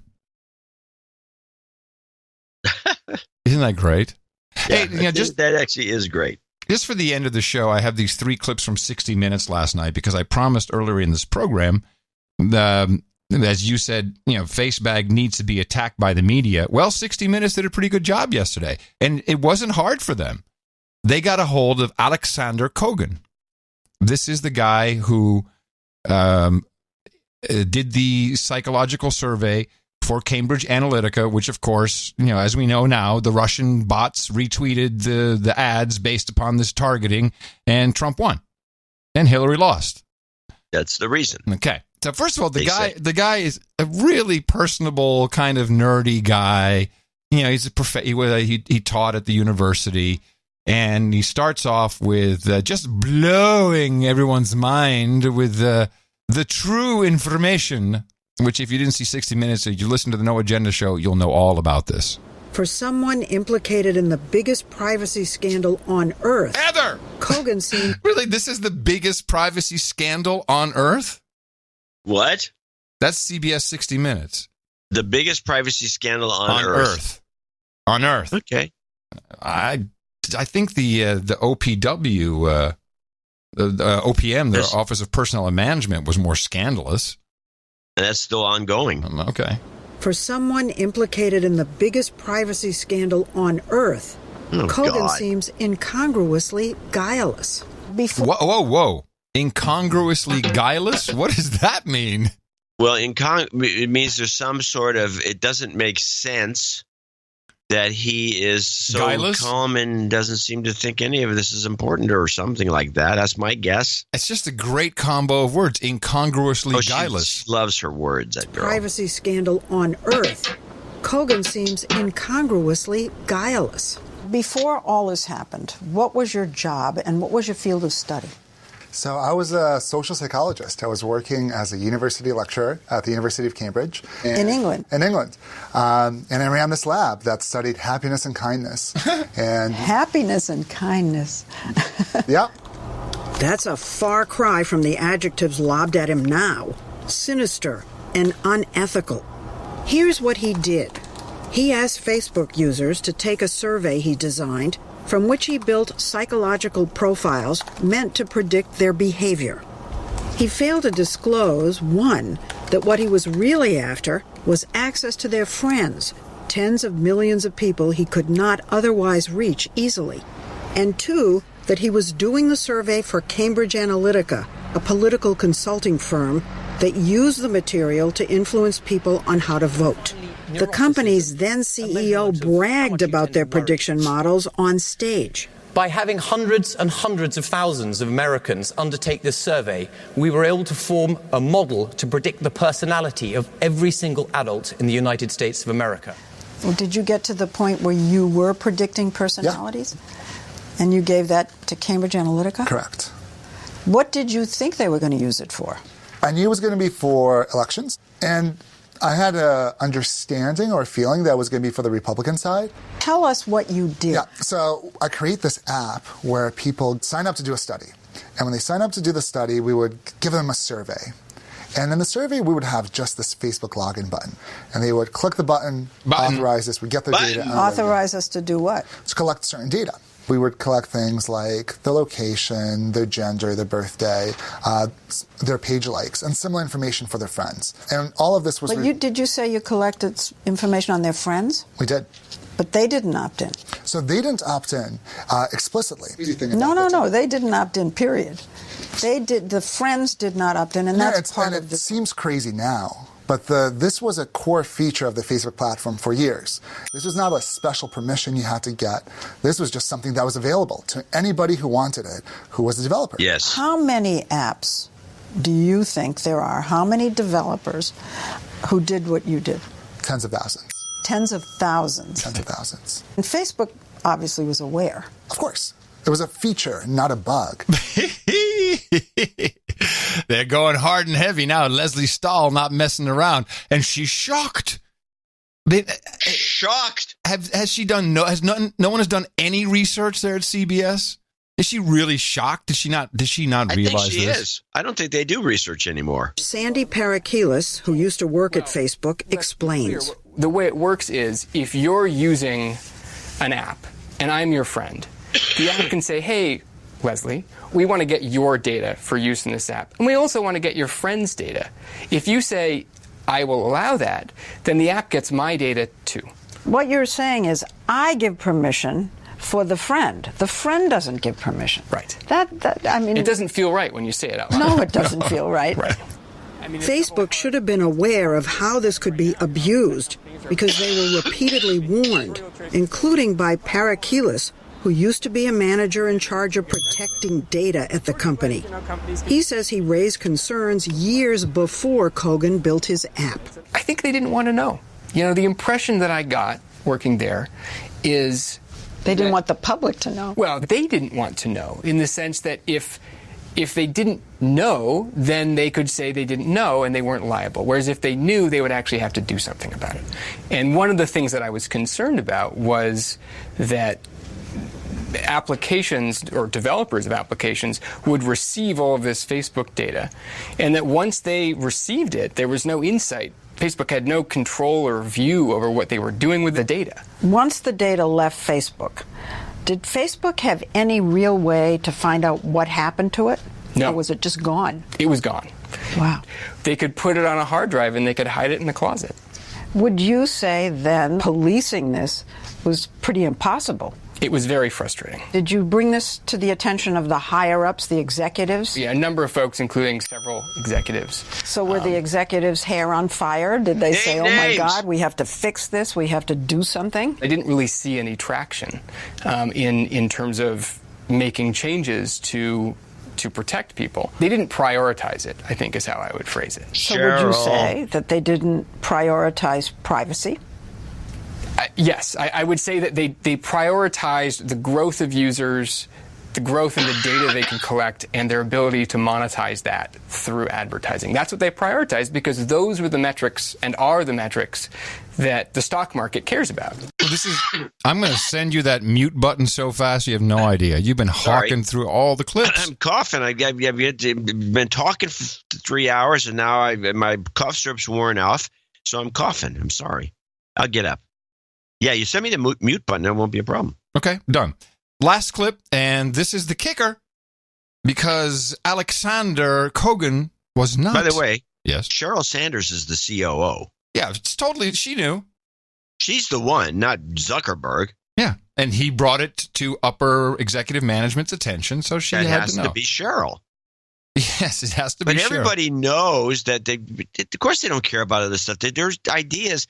They are going to kill mainstream media with the. We've talked about this offline, with their ability to target people for advertising. Yes, well, mainstream media has no prayer against them. No, well, unless they do hit job after hit job. But there is some factual. It seems a little late in the game. Well. They're just now shocked and surprised that you were giving permission to get your friend's data. There's tens of thousands? These people kind of bubble does she live in? I mean, do some work, lady. All right. Here's the kicker, though. Alexander Kogan did not work alone. The company didn't start notifying the tens of millions of users whose data had been scraped until this month. Oh, and I hate that. I hate it. It was like saying glitch. The data was not scraped. Scraped implies you did some kind of trickery, hackery to get the names in a way you weren't supposed to. No. This was a part of the system, a feature, not a bug, as you say. Yes, so stop with your scraped. The company didn't start notifying the tens of millions of users whose data had been scraped until this month. They never took action against this man, Joseph Chancellor, who was Kogan's co-worker. And where is he today? He works at Facebook. Wait a minute. Did he have anything to do with the study you did for Cambridge Analytica? Yeah, I mean, we did everything together. So they've come after you, but not someone who did exactly what you did with you. Yes. And he actually works at Facebook? Correct. Are you on Facebook? No, they deleted my account. You can't be on Facebook. You're banned. I'm banned. And the partner... Why? Correct. What's wrong with this picture? I'm missing something. Yeah, I mean, this is my frustration with all this, where I had a pretty good relationship with Facebook for years. Really? So they knew who you were? Yeah. I visited their campus many times. They had hired my students, and I even did a consulting project with Facebook in November of 2015. And what I was teaching them was lessons I learned from working with this data set that we had collected for Cambridge Analytica. So I was explaining, like, here's kind of what we did, and here's what we learned, and here's how you could apply it internally to help you with surveys and survey predictions and things like that. Any collusion? Facebook confirmed that Kogan had done research and consulting with the company in 2013 and 2015. But in a statement told 60 Minutes, at no point during these 2 years was Facebook aware of Kogan's activities with Cambridge Analytica. Except when he presented the data and how he sliced and diced it. Kogan is testifying before the British Parliament next week. He says he's financially ruined and discredited. Through his ordeal, he says he's come to see the error in the assumptions made by the tech world about Americans' attitudes toward privacy. Now, this is... So, first of all, yeah, wow. The guy's partner who did all this work with him is working at FaceBag. He consulted on the very data he took. None of this came up in the 10 hours of testimony. No. In fact, quite the opposite. This was an evil guy. But his equally evil partner works at the FaceBag. This is outrageous. It is. And now he gets to the crux. Now we all know what you did. Was it right? Back then, we thought it was fine. Right now, my opinion has really been changed. And it's been changed in particular because I think that core idea that we had, that everybody knows, nobody cares, was fundamentally flawed. And so if that idea is wrong, then what we did was not right and it was not wise. And for that, I'm sincerely sorry. And this, of course, has not changed. This is still the exact mentality of Silicon Valley. They're getting it for free. Totally. They're getting it for free. Everyone knows the deal. Everyone knows the deal, don't they? But they really don't. That's exactly it. Yeah, and they really don't know the deal. And that's the problem. Anyway, I thought that was good work on CBS's behalf. Leslie Stahl, dumb as she is, or at least dumb as she acts. I thought it was good. You know, I don't know if anyone cares. Probably not, but we'll pick up on at least the mainstream media is getting a clue about these guys. This is a dangerous company for them, for their existence. This is an existential threat. And here I thought we were the threat, the podcasters. Podcasters, yeah. Well, play that podcast clip again. No. Yeah. That's how we're discredited. Throw a show on that makes podcasters look like doofus idiots. Okay, boss. Good. No one will want to listen to that junk. That's what I'm thinking. Well, it's pretty bad. Yeah. It could be true.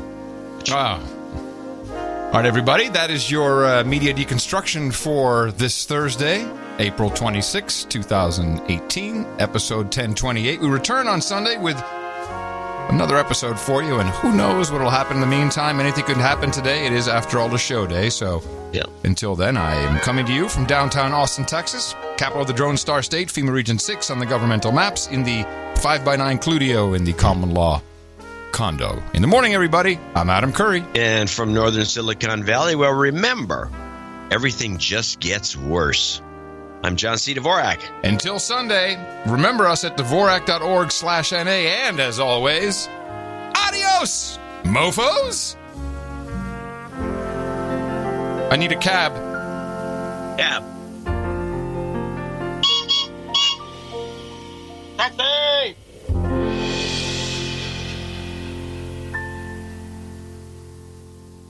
I had a swollen amygdala. Maybe my parents didn't know how widespread swollen amygdala is. While swollen amygdala shrinks for most, that wasn't the case for me.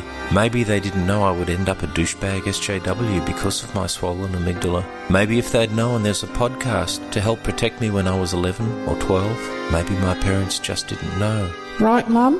Dad? What will you say? Don't wait. Log on to your child's podcast app today. Learn more at youmightdie.org. Unknown to the American public to this day. If we just put the pillow over our head and go back to sleep? And why not tell the American people that... Yeah, another great question. That's not a great question. There's a huge Russian effort to mess with our election because didn't know whether we had anything. We didn't want to tip off these Americans that were This is cool, Elon. yeah. Started looking, and there may be something there. Dramatic headlines. A bloke in a backyard. I think he's throwing shade on Funds are sitting on a billion-barrel basis.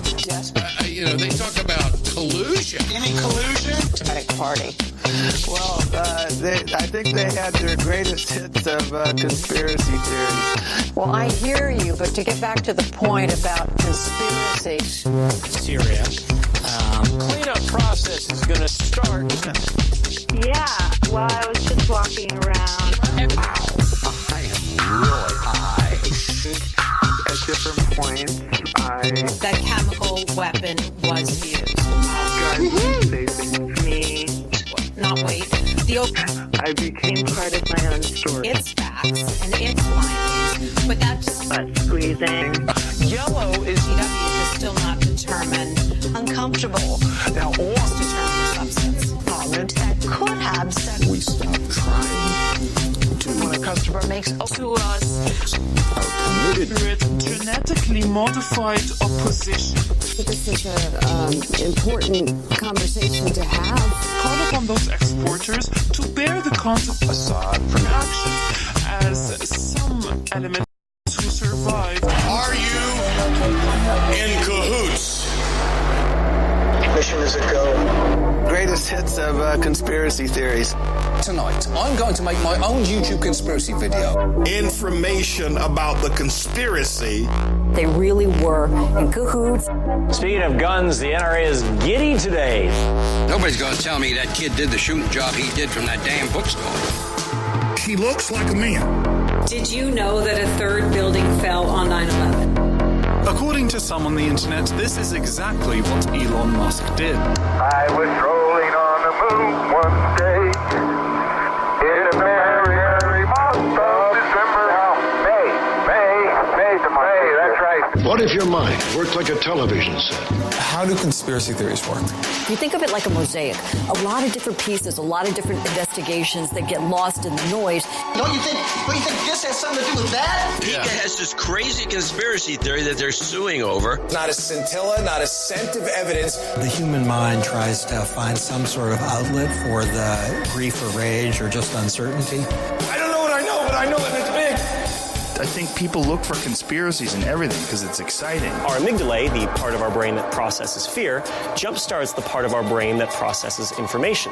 All I know is Obama was raised by a trainer in Indonesia. He is telling the truth. That's why we're not going to air it. But others have detected unexpected and frankly bizarre secrets buried in its pages. He claims there's a conspiracy. There's got to be so much more out there.